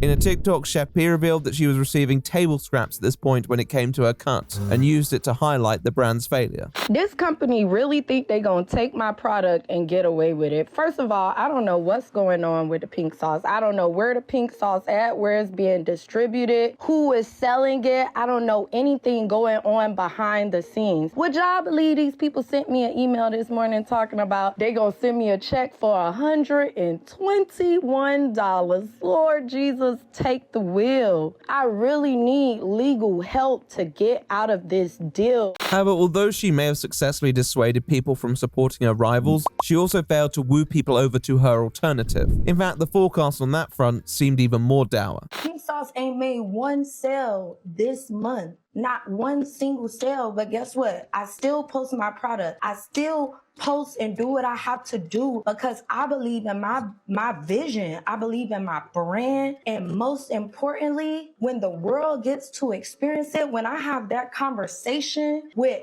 the person who could get me to where I need to be when I meet that investor or when God give me the opportunity. Listen, it only takes one day for your entire life to change. The truth was that Pink Sauce and Chef P were somewhat interconnected, and in trashing her former product, even if it was a far cry from what she felt represented her, Chef P was still kind of trashing herself, and her alternatives just weren't unique or appetizing enough. Even if it appeared in the same lane, it was clear that what she was offering was just too much of a departure from what she was previously selling. She branded it seasoning, which is such a strange word to me because seasoning's primary purpose isn't to be turned into a sauce. Both pink and blue sauce formulas were literally for that. And it's just not attractive for the average consumer to have to go through all the effort to create a working sauce out of it, especially with a $20 price tag. The appeal of items that require a bit more labor to turn them into something edible is that they're usually more affordable than the completed version. But did Chef P really care about that? Or was she just trying to exhaust Dave's Gourmet into returning the rights of production back to her?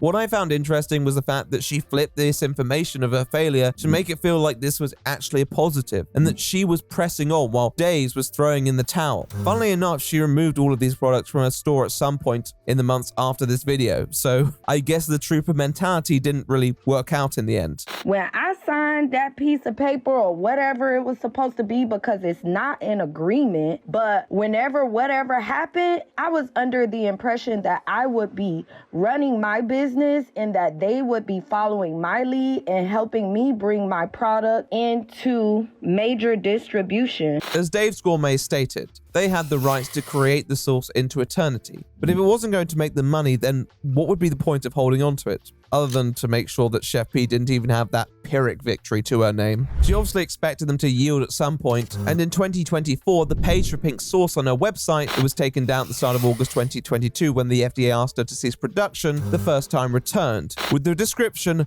"They can't stop me, coming soon." However, as far as we know, Dave's Gourmet have held on to the manufacturing rights, much to the dismay of Chef P, who used the commercial failure of the sauce to lay blame squarely on Dave's Gourmet for, again, ruining the recipe, not listening to her, and not letting her lead the manufacturing of this product, because it went so well last time. Do you understand that I am the only person that can bring the real pink sauce, how it's supposed to be, bright and beautiful and colored to fruition? Because God gave me this vision. The billion-dollar global company failed without me. It wasn't pink. It was like, not pink. It was coral. In TikToks from around this time, Chef P rues how they mismanaged her product, and now she's stuck in this awkward legal agreement when she has the ability to create the best pink sauce known to humankind. All she needs is an investor to sort out this stupid contract doohickey, and she'll be out of the woods entirely and back to creating a household item. If someone knows of an attorney that would be willing to take this case, or an attorney that would be willing to hear me out to help me with this situation, because the agreement is not even legal. The agreement is not even binding. The agreement is freaking ambiguous. There are no details, and I'm held to a piece of paper. Someone is literally destroying my legacy because they were not truthful when I signed this piece of paper, and I just really want to get out of this. Dave's Gourmet have not commented on their relationship with Chef P since the post the year before, so it's very hard to really say what they intend to do with pink sauce moving forward. It's obviously not nearly as marketable in its current state, and even if they resolve their differences at this point, the fact of the matter was that the damage had been done.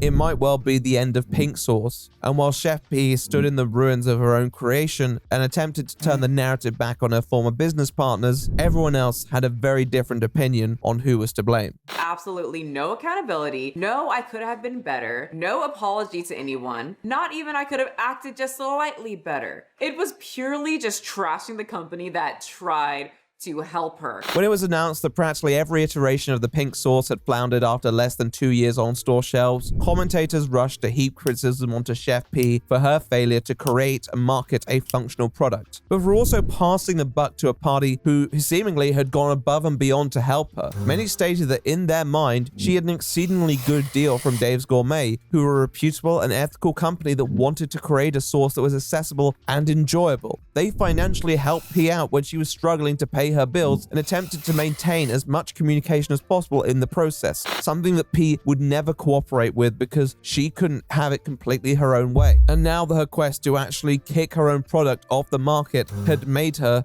completely unmarketable. So like, pursue your cooking. You don't have to have a pink sauce or a blue sauce that failed as well. Move on, start a new chapter in your life, a new book, a new something, go running. In pointing the finger at the brand, many stated that Chef P had once again done the exact same thing that had led to Dave's Gourmet stepping in the first place, not listening to anyone but herself. And that was apparent in how she handled 2024, cutting out any potentially critical voices and pressing on with her campaign to gain back the brand at any and all costs, even if the cost was your own marketability. Chef P would defend herself, stating that she was just standing up for her brand, but regardless of who was to blame, the conclusion was the same. Pink Sauce was dead, and Chef P's entire brand of social media-led cuisine that she had built her reputation on had collapsed along with it, leaving her with very little indeed.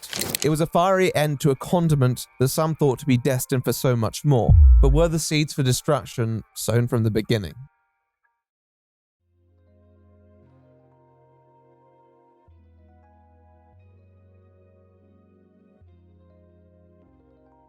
When we analyze the demise of a brand or a person, it's almost never a singular bad decision, but a series of them. However, was Pink Sauce one of those products that was just doomed from the start? In this day and age, I would say so. Put some music in my food for me and give me some reggae sauce.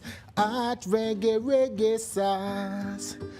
It's so nice, I had to name it twice. I called it reggae sauce. Hot reggae sauce. Put some reggae sauce on your list. One for the Brits. Back in 2007, chef and eccentric businessman Levi Roots went on Dragon's Den, the UK equivalent to Shark Tank, to try and market his brand reggae sauce. He had been preparing it in his own kitchen and selling it at carnivals for over a decade. In that time, he had continuously refined the recipe on the basis of feedback. It seems like a fine enough product, but throughout his appearance, he demonstrates that he clearly has little to no grasp on how production lines work, and practically zero logistical knowledge. If any of us were there, we'd be thinking, wow, this is a train wreck. You've got an order for 2,500 kilos. Is that the one you're saying is 2.5 million litres? Yeah. Because I don't think that's right. Not 2,500. 250,000, isn't it? 2,500 kilos. It's a lot less than you think it is. It is? 2,500. The order is for 2,500 kilos. Well, a kilo is about the same as a litre. If it's water, it's exactly the same. Yeah. So it's not 2.5 million litres. If you've got 2,500 kilos, it's 2,500 litres. Okay. And yet, in spite of his lack of knowledge, the originality and the quality of his product convinced two of the dragons to invest for a stake, and Levi Roots went on to become one of the greatest success stories from the program. To this day, reggae sauce is available at most British retailers and has a devoted consumer base who sing its praises. I bring out this story because I do see a lot of parallels between the two chefs in how they conceptualize their ideas. They both have striking personalities that are somewhat intertwined with their product, and they both wanted to pursue it at a commercial scale without possessing any great know-how in how that was going to be delivered. However, since the dawn of variety in apps like TikTok that allow for the little guy to proliferate his brand, the model has significantly evolved. This can be a good thing, and we have seen some trends emerge that may have been shot down by more cautious investments in earlier times receive an emphatic public endorsement. But it can also lead to a surge in interest that assumes quality off the basis of variety alone, rather than the actual substance of the product. Pink Sauce occupied that space. On concept, it was an interesting product, a seemingly savory sauce that possessed a vibrant color, typically unbecoming of most sauces in that dominion. It caught the attention of those online, and it was based on a product that had previously been used for a local cuisine. It obviously possessed potential, and there were customers who liked it, particularly when it was sampled fresh. However, creating a version of that was marketable on a wider scale was a different task, and although the sauce received a lot of attention, a lot of the conversation surrounding the item wasn't entirely positive. Now, on one hand, these were teething issues that could be fixed with some competency, particularly on the packaging and distribution front. But a lot of the time, the health and hygiene concerns overlooked a pretty major point that many people also harped on, that the sauce itself needed improvement. It's like Pepto-Bismol.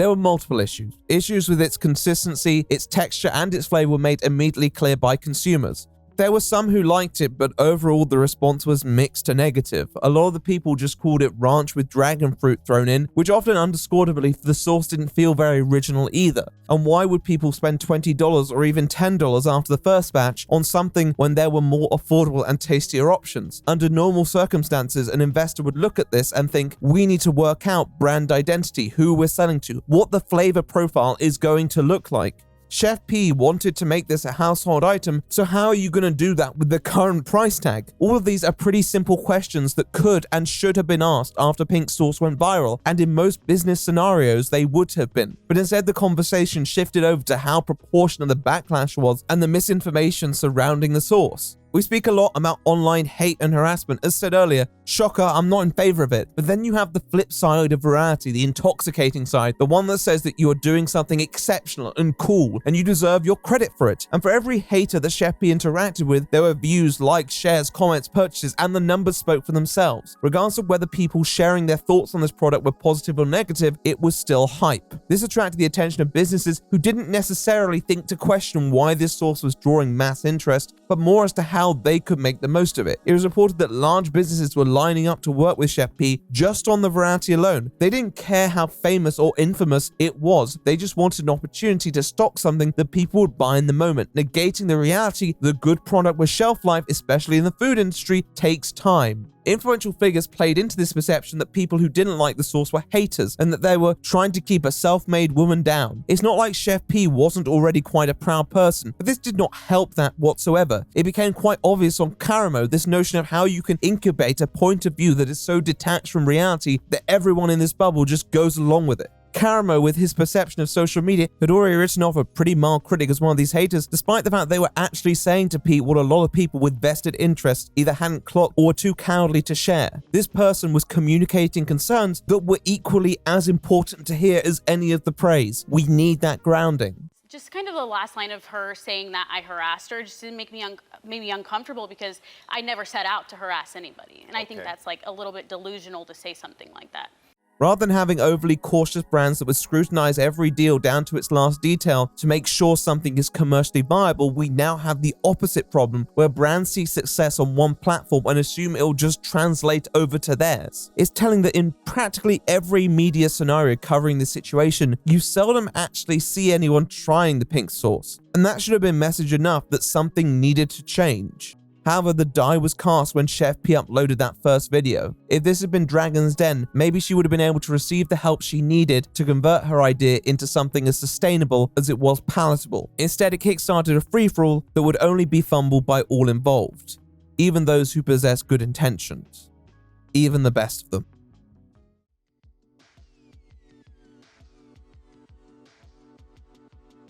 Throughout the drama, Dave's Gourmet has come out of it looking like a decent business. As far as we know, they were repeatedly supportive and responsive to Chef P, regardless of what she said, and they actually had the evidence to back this up, something that P has only ever alluded to. This all stems from a contract that gave them the production rights, while all P had to do was post 3 videos a week on TikTok. It seemed on concept like a great deal between the two, and you can't really blame anyone for thinking of it as a reasonable agreement in a time where there was a lot of pressure on all the parties involved. Unfortunately, it was an agreement that was bound to destroy those involved because of who they were and the terms of that agreement. When Dave's Gourmet say they did everything they could to improve relationships with Chef P, I do broadly believe them. But I think that rift was inevitable, and unfortunately, Dave's did not properly anticipate that, despite the evidence showing they maybe could have.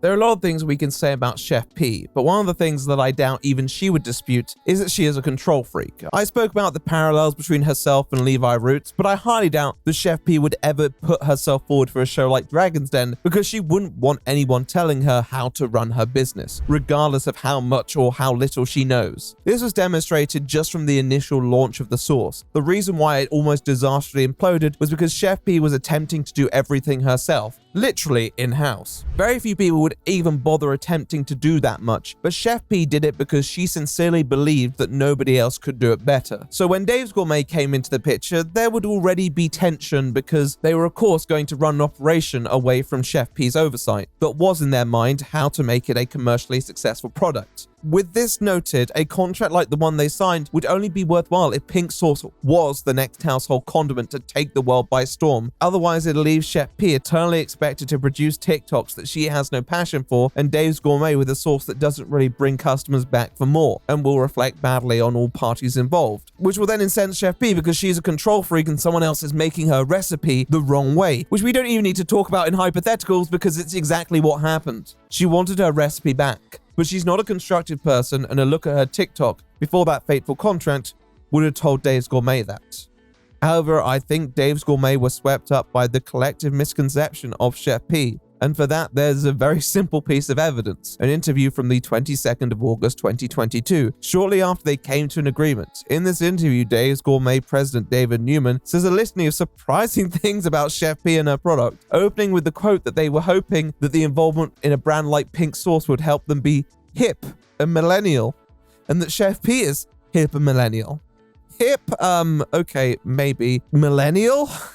Chef P may be a millennial by year of birth, but I don't know how many millennials would say she's a good representative of her generation. If you're a millennial and you have thoughts on this, you're welcome to share them, but the rest of this interview doesn't really inspire confidence either. In the same question, Newman reveals that they actually hadn't tried the sauce when they finished the deal with Chef P, which is kind of a wild admission to make. They had confidence in the brand though, even calling Veronica a brand herself, which definitely straddles the line between insult and compliment. She was there herself, so she must have taken it in her stride. But if I was a chef, I feel I would be bothered by these comments and the fact that a company wants to work with me without even trying my sauce. Throughout the rest of the interview, there is this perception of Chef P which isn't accurate, and there are some pretty blatant truisms that rub me the wrong way, such as that Chef P is trying to create a product that tastes good, that looks good, and that consumers are going to want to buy again. And then they say that she nailed the flavor moments after admitting that they hadn't tried it. Newman seems to present her as a voice of a generation influencer who's going to help bridge the gap between old school business and young consumers, while the haters aren't really anything to worry about. A sort of Beyonce of the sauces. In fact, I think Chef P actually said that herself once. Like, if I was running this, like, everything would be so pristine, so amazing. This is supposed to be the Beyonce of the sauces, not Whitney Houston on crack.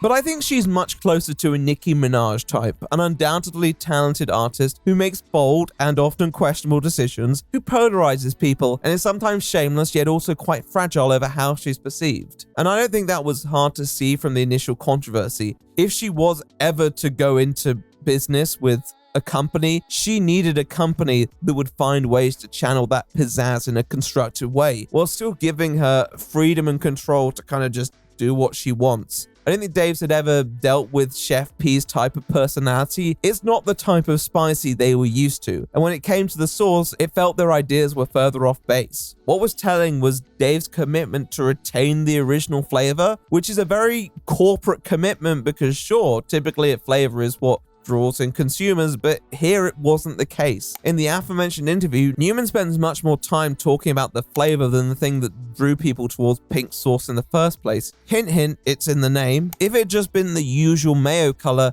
people wouldn't have been very interested. The savory flavor is relevant in the fact that it contrasts with the color, but within the spectrum there were plenty of ways to enhance that tasting experience, which you kind of need when you have a bottled product. It's never going to be as nice as it is when you eat it fresh, and Chef P specialized in preparing fresh food. Dave's Gourmet came in from this angle that this was a down-on-her-luck creator who needed a bit of help distributing a popular, well-enjoyed sauce when people didn't even know what it tasted like. And then they gave her a cosmetic role, which was something she was bound to hate eventually because she was always going to blame someone else if she didn't have that level of control. Going off this, I can only assume Dave's was in just as much of a rush as Chef P was when signing that contract. Maybe because they sensed a great business opportunity and didn't want to be beaten to the punch. However, that meant they didn't stop to properly evaluate the sort of partner they would be teaming up with and how their decisions and how their business operation might conflict with her vision. And although it didn't become apparent until the following year, as soon as Dave started talking about switching out the ingredients for something more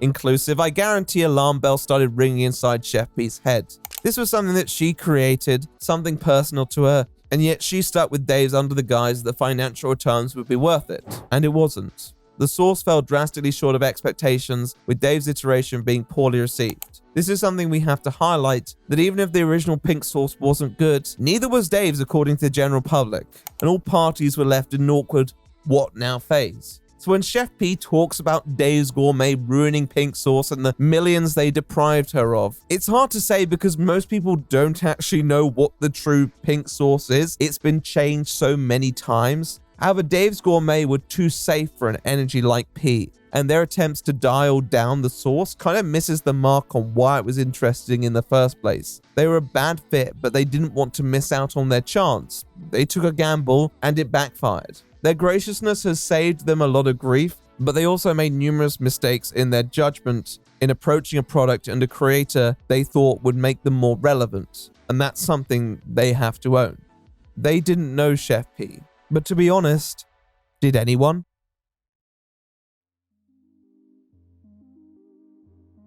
It's clear that going into this, a lot of companies and brands like Dave's Gourmet were viewing Chef P with the impression that she was an influencer. It isn't entirely inaccurate to say that. She produced and uploaded content online on multiple platforms. However, unlike the influencers I mentioned at the start of this video, they had already set themselves apart in their lanes through their content. Many of them had built up a dedicated audience who were going to buy their product regardless of the quality. Even the creators who we may not like very much. Chef P is known to many as the pink sauce lady, yet nobody calls KSI and Logan Paul the prime guys because they had established a body of work before their venture into food and drink. Chef P's decision, however, meant that her success thus hinged on the success of pink sauce, and because she'd always had a taste for the e-celebrity lifestyle, she doubled down on this image to very mixed results. Before she blew up on TikTok, Chef P possessed a niche audience who were obviously there for her flamboyant culinary style. However, she never commanded the sort of following that other larger creators who have launched their own brands did. There were obviously people who respected her style, and she had obtained some social media presence. But you can't find much on her before 2022 because she was just another creator trying to make it at that point.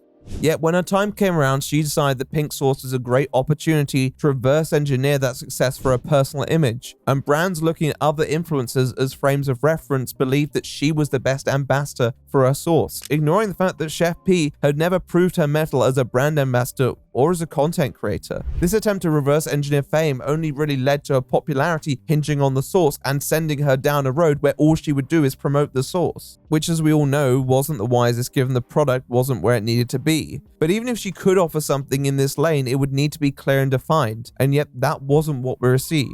And for all the haters talking crap in my comments, I could have went to school to be a doctor, but I dropped out and chose to be a baller. I dropped out of school because I want to be a millionaire so fucking bad. Now, at this point, you have to ask yourself, what kind of brand ambassador was Chef P going to be? There was some confusion on that one too. Most of it was derived from this division between her own natural inclination and the inclinations of everyone around her, I think. She wanted to be an unapologetic girl boss who was going to do it her way or the highway, and at first, this was the route that she pursued, even in the face of very legitimate criticism. Then companies who actually wanted to turn this into something commercial curbed her personality. Suddenly, Chef P was apologetic and intent on mending fences and building bridges. This wasn't necessarily a bad look, and some actually welcomed it as a person who was growing and learning from their own shortcomings. But at the same time, much like the sauce, the Chef P that appeared was someone a lot more grey to those who previously knew her. And as she focused her efforts on promoting this new sauce, her character became increasingly intertwined with it. With the commercial release of the product, she sunk a lot of time and supposedly money into content that promoted pink sauce, with only the occasional respite to focus on her other culinary ventures. She was staking her entire image on the outcome of this sauce, and when the money came in, it became apparent that this wasn't worth it, and that virality had brought her far less than what she had anticipated, and that she had probably spent. Now, she was stuck in a position where a majority of her immediate audience were only interested in pink sauce, but not enough to actually make it financially lucrative to her. She had gone viral in the worst way. At least for some people, virality gives them a scope to take their character in different directions. At this point, the most interesting facet to viewers of Chef P was the pink sauce. So he's either talk about that or lose audience interest. Chef P was frustrated because she wanted the easy route. She wanted her virality to pay immediate dividends into her bank account. She knew she had a fantastic opportunity that very few people will ever see in her lifetime and didn't want to squander it. but didn't know how to actually change course and rescue that brand. So she began to blame everyone else, including her collaborators, with the intent to retain her product so she could take it in a direction that she wanted to. She returned to her previous demeanor of being unapologetic and petty if she felt like it would advance her image, but whereas before it felt like the attitude was designed as a method to push people out of her way to the top, here it felt more like a way to cushion her fall on the way down. It made her look even more unattractive to those who might offer her a way back to the image that she had entertained before. She had to give the source up, but she felt that by losing control of the source, she had lost control of her entire image. And in a way, she had. Suddenly it was tied to this product that was out of her hands. It had made her famous-ish, but it hadn't made her famous enough. It hadn't made her filthy rich to the point where she could just do whatever she wanted. In fact, it had given her this illusion of wealth and prosperity awaiting her, and now she was left in the aftermath of her preparation for a moment that never came. Carolina Reaper tender from Dave's Hot Chicken. It wasn't like Chef P hadn't experienced difficulty in her life before. In fact, I would say she's probably someone who's seen a lot of adversity, but it was clear that this was a setback that had come from a place with such heightened expectations that she couldn't process the fall. She had gone so far down the road to become the pink sauce lady that it felt like too much work to revert her image to the person that she was before, and return to the drawing board to try and find that lightning in a bottle from scratch. She wanted desperately to recapture that moment of chaos and social media contagion that she brought about in 2022. There was something euphoric about it. And yet, she never quite understood how much of a double-edged sword that moment was. The most people often have limited opportunities to define themselves. And for Chef P, that moment was pink sauce. A Trojan horse of internet virality which lured everybody with money in because it echoed the successes of influencer-led brands of the past years, not appreciating that those brands are actually years in the making as a creator builds up their image to sell on the front of it. Unlike those creators, Chef P was never the product. And yet with Pink Sauce's demise went her own personal dreams of social media success, the one that started on YouTube posting mukbangs and weight loss content. Now she was the Pink Sauce lady, tethered to a creation that was meant to be her ticket to the big leagues. And that was the real tragedy.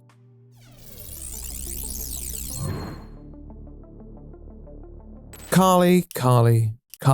When looking at Chef P's track record, it's easy to hate. I don't, but I see how it happens. I don't, but I see how it happens. All of this false propaganda that's going on the internet, I'm just a victim of clout. From the off, she made herself distinctly abrasive and stubborn, despite the fact she exhibited a significant lack of competence in understanding what to many seemed quite basic facets of food handling and distribution. Her sales technique, as effective as it seemed to be, also drew a lot of criticism for not actually responding to the concerns and just pushing on regardless, despite the fact that many of these issues could have been solved with relatively little effort. As much as we talk about the issue of internet culture and variety and the influence that it has on our judgment, you have to be the person to step back and take that moment of sobriety. We've all been swept up at times in our lives, but the polarization of fans and haters intoxicates us to the point where we dismiss likely valid criticism as irrelevant hate, and we feed off the validation because it's something we've probably never really experienced in that volume before. It became obvious that as much as she put up that hardline front, Chef P was deeply affected by what happened in the wake of her sauce going viral, and part of me does understand it. It's important to acknowledge how prevalent some narratives made by TikTokers and commentators alike were just not true. It actually got pretty bad, with tons of people who tried the sauce getting sick after only having a small amount. Tons of people were sick. Here, let's scroll Twitter as proof. Chef P was not a scam artist or a person interested in fleecing her audience. Her sauce did not kill or hospitalize anyone to our knowledge. And it wasn't a poorly conceived idea on paper, it was just very poorly managed. This wasn't the first product she'd launched online. Although her seasoning didn't receive the same levels of attention, those she sold it to did actually like it, and she received positive feedback. And notwithstanding that she didn't possess an orthodox background for a chef, she clearly had a following in her local community and worked some pretty high-profile gigs. Maybe she would have benefited from some formal training, but she also possessed something that you can't necessarily train, a unique flair and creativity, and she worked hard to give herself an opportunity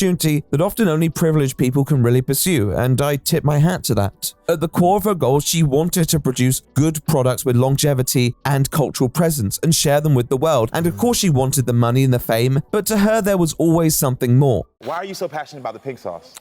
Because it's me, it's my legacy. I'm literally the foundation for my children, for everyone around me, for growth. A word that comes up a lot in Chef Pi's discussion of herself is legacy. It seems to be one of those subjects that actually makes her quite emotional. It's not a word that most people would mention so frequently because it is kind of narcissistic to obsess over. We're all gonna die, and when we die, it's out of our hands. But nobody who wants to make bad products or fleece their customers would talk about their legacy to the frequency that Chef P does. And nobody would make themselves look simultaneously so bad while trying to do something good like Chef P does. Yet as much as it drives you to create what you want to be the best representation of you, it's a destructive trait because when you're so focused on the general public having a certain impression, it can begin to spiral very quickly when you realize you're losing control of that. And for Chef P, someone who was only really experienced in preserving a reputation within a relatively contained ecosystem, to suddenly have this level of exposure was earth-shattering, particularly when the reception turned sour. As a suddenly viral figure, people expected Chef P to put up a completely diplomatic facade when handling complaints, and maybe when you're experienced with mass attention in the way that most celebrities are, you can do that. But Chef P wasn't. When people who barely know you start talking about you and your character, and then some start harassing you, some going even further, I can't say it wouldn't activate some sort of fight or flight response in a person who's only ever known how to manage those situations on a personal level. Chef P chose to fight. It's a choice she made again and again and again, because I think that's what had taken her this far. I think the problem was she didn't know when to stop. I think some people at least understood that, and it's why she was afforded a redemption arc of sorts. But when that started to feel equally out of her hands, when the result felt like it wasn't her own making, yet had her name attached, she then chose to burn it all entirely to the ground. This is my legacy. Lashing out in every available direction with the hope that she would be able to reclaim her product, her narrative, and her, quote, legacy. And in doing that, Chef P wasn't honest with her supporters, or at least not introspective enough to be honest with herself. She accused her business partners of being fraudsters, withholding money, and scamming her, despite there being no supporting evidence and no legal case being made from it. It really sucks that this product didn't work out, and I mean that with all of my heart. But as much as we can talk about blaming companies that didn't quite fulfill what they promised, Chef P signed a contract that was obviously transparent enough that it hasn't been formally disputed yet. Dave's Gourmet have produced a far more thorough case in their defense and don't work as effective villains in this story. As a matter of fact, I don't think there are any real villains in this story. It's a slew of characters who've made some bad calls and one person at the center who made more than the rest under the perception that she was defending herself and what she stood for. In a way, she was. I think Chef P's problem was that if people weren't with her, they were against her, and to occupy that grey area of a reasoned critic who she would listen to that would allow growth became impossible. And that was apparent from the start. To be honest, you're not special. I think her treatment of Ali Breen was completely uncalled for, and the narrative of the Caramel show that implied there was some relationship between what Ali had said and the harassment that followed, like it was the first domino to set all the hate off, was profoundly wrong.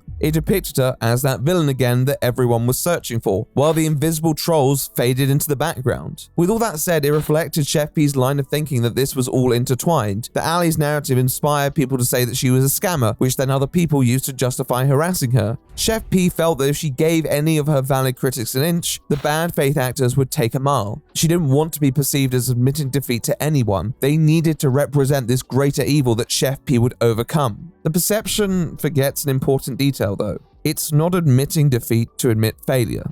I think many of us have fucked up our lives and careers more times than we care to count, but we still try. People who look in the mirror, hold their hands up, but vow to do better next time. Chef P couldn't think about next time, because to her there was only this time, her time, and her legacy, of which there is only one of. And while she thinks like that, that's all it may be.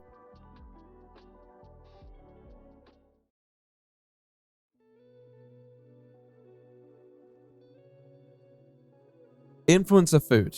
It's a subject we see increasingly within our circles of today, but few stories have highlighted the outcome when the food ultimately becomes bigger than the influencer. Levi Roots and KSI, both people mentioned throughout this video, do not have much in common as individuals. Their roads to fame and fortune look very different, but they do represent one common principle that has underscored the difference between success and failure: the fact that virality is not success. And that if their most viral moments were all that existed of them, you wouldn't see their products when you go shopping.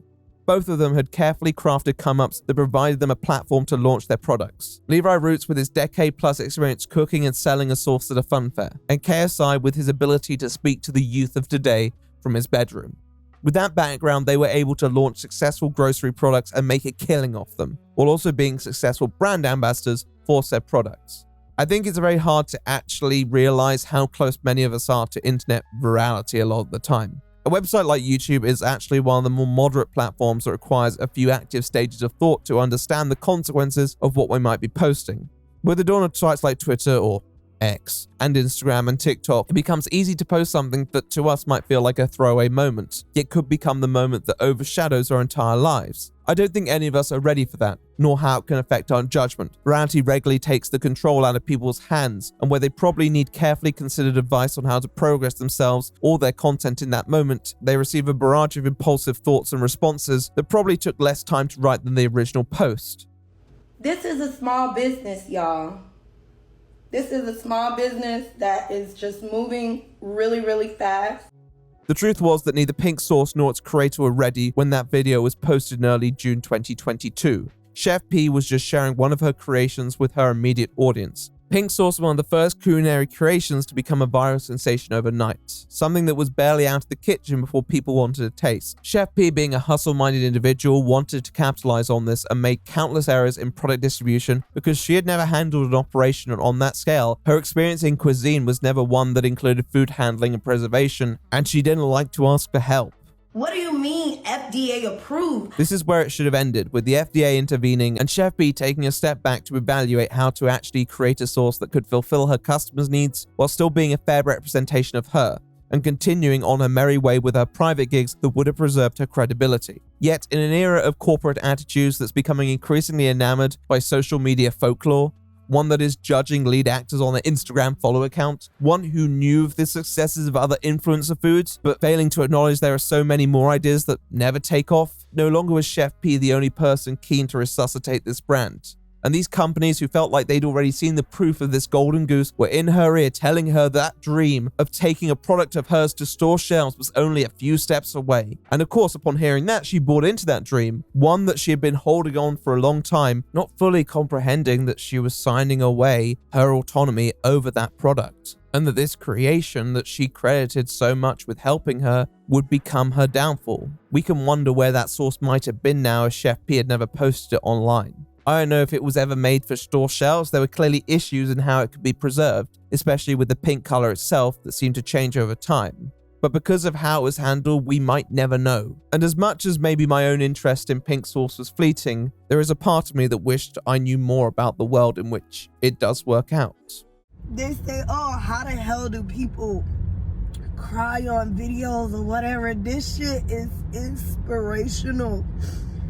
Yo, I went through so much shit to pull this fucking restaurant together, bro. I do have a soft spot for people like Chef P, the Nicki Minaj's of this world. I certainly don't agree with how she handled practically everything relating to her product. She's inconsistent, tells a lot of tall tales, rejects help, and blames others. It's easy to observe she's done more wrong than she has right, and know that she's never took accountability for her failings, and to question whether these antics just strip back the facade that she had presented to her clients up until this point. Maybe it was all part of her comeuppance. At the same time, she was a person who worked hard to build up her name in a local industry that was not necessarily made for her, a person who'd obviously seen the rougher sides of the greasy pole, and to turn that around and work for established names in a high-profile industry, whether it was due to the quality of the food or the relentlessness of her marketing and branding, she obviously did some good work and grafted out a place at the table that doesn't come easy. However, she gave a lot of that up, because with Pink Sauce, she saw something else, an opportunity that most people will never experience, to break that cycle, to create something that's not constrained by the number of hours you could work in a day, that transcends typical labor, a way to be set for life that caught enough people's imagination to make it. She felt that dream within her reach, and then she watched it gradually slip away. No more beige sauce. Yet she held onto it to the end, grasped onto the perspective that this was still achievable until she was the last person who believed it, until she had practically destroyed everything trying to save it, including her reputation, because that's what you do sometimes for a dream you can't let go. While many perceive Chef P's actions as her losing the plot, I saw a person desperate to grasp something that she saw her future in, A future that seemed so bright for that brief moment in 2022. Only a 10 out of 10, and I see why you bottled the pink sauce. Yeah. Appearances can be deceiving though. Until you can surround yourself with people willing to place that critical eye above all and put the elbow grease into actually creating a product that might well be impossible, you're going to be attached to a vision rather than a reality. In the moment, pink sauce was bigger than its ingredients. It was bigger than its creator. It was bigger than its flavor. It was bigger than its color. It was bigger than practically everything on the internet. In fact, the only thing that it was never bigger than was its audience, who were attached to that same vision. The difference is when you strip back that masquerade that practically every product has to reveal its beating heart, you didn't find a YouTuber, you didn't find a celebrity chef, you didn't even find the slew of endorsements that it received at some point. You just found the dream of an ambitious Miami chef. But sometimes you need to wake up.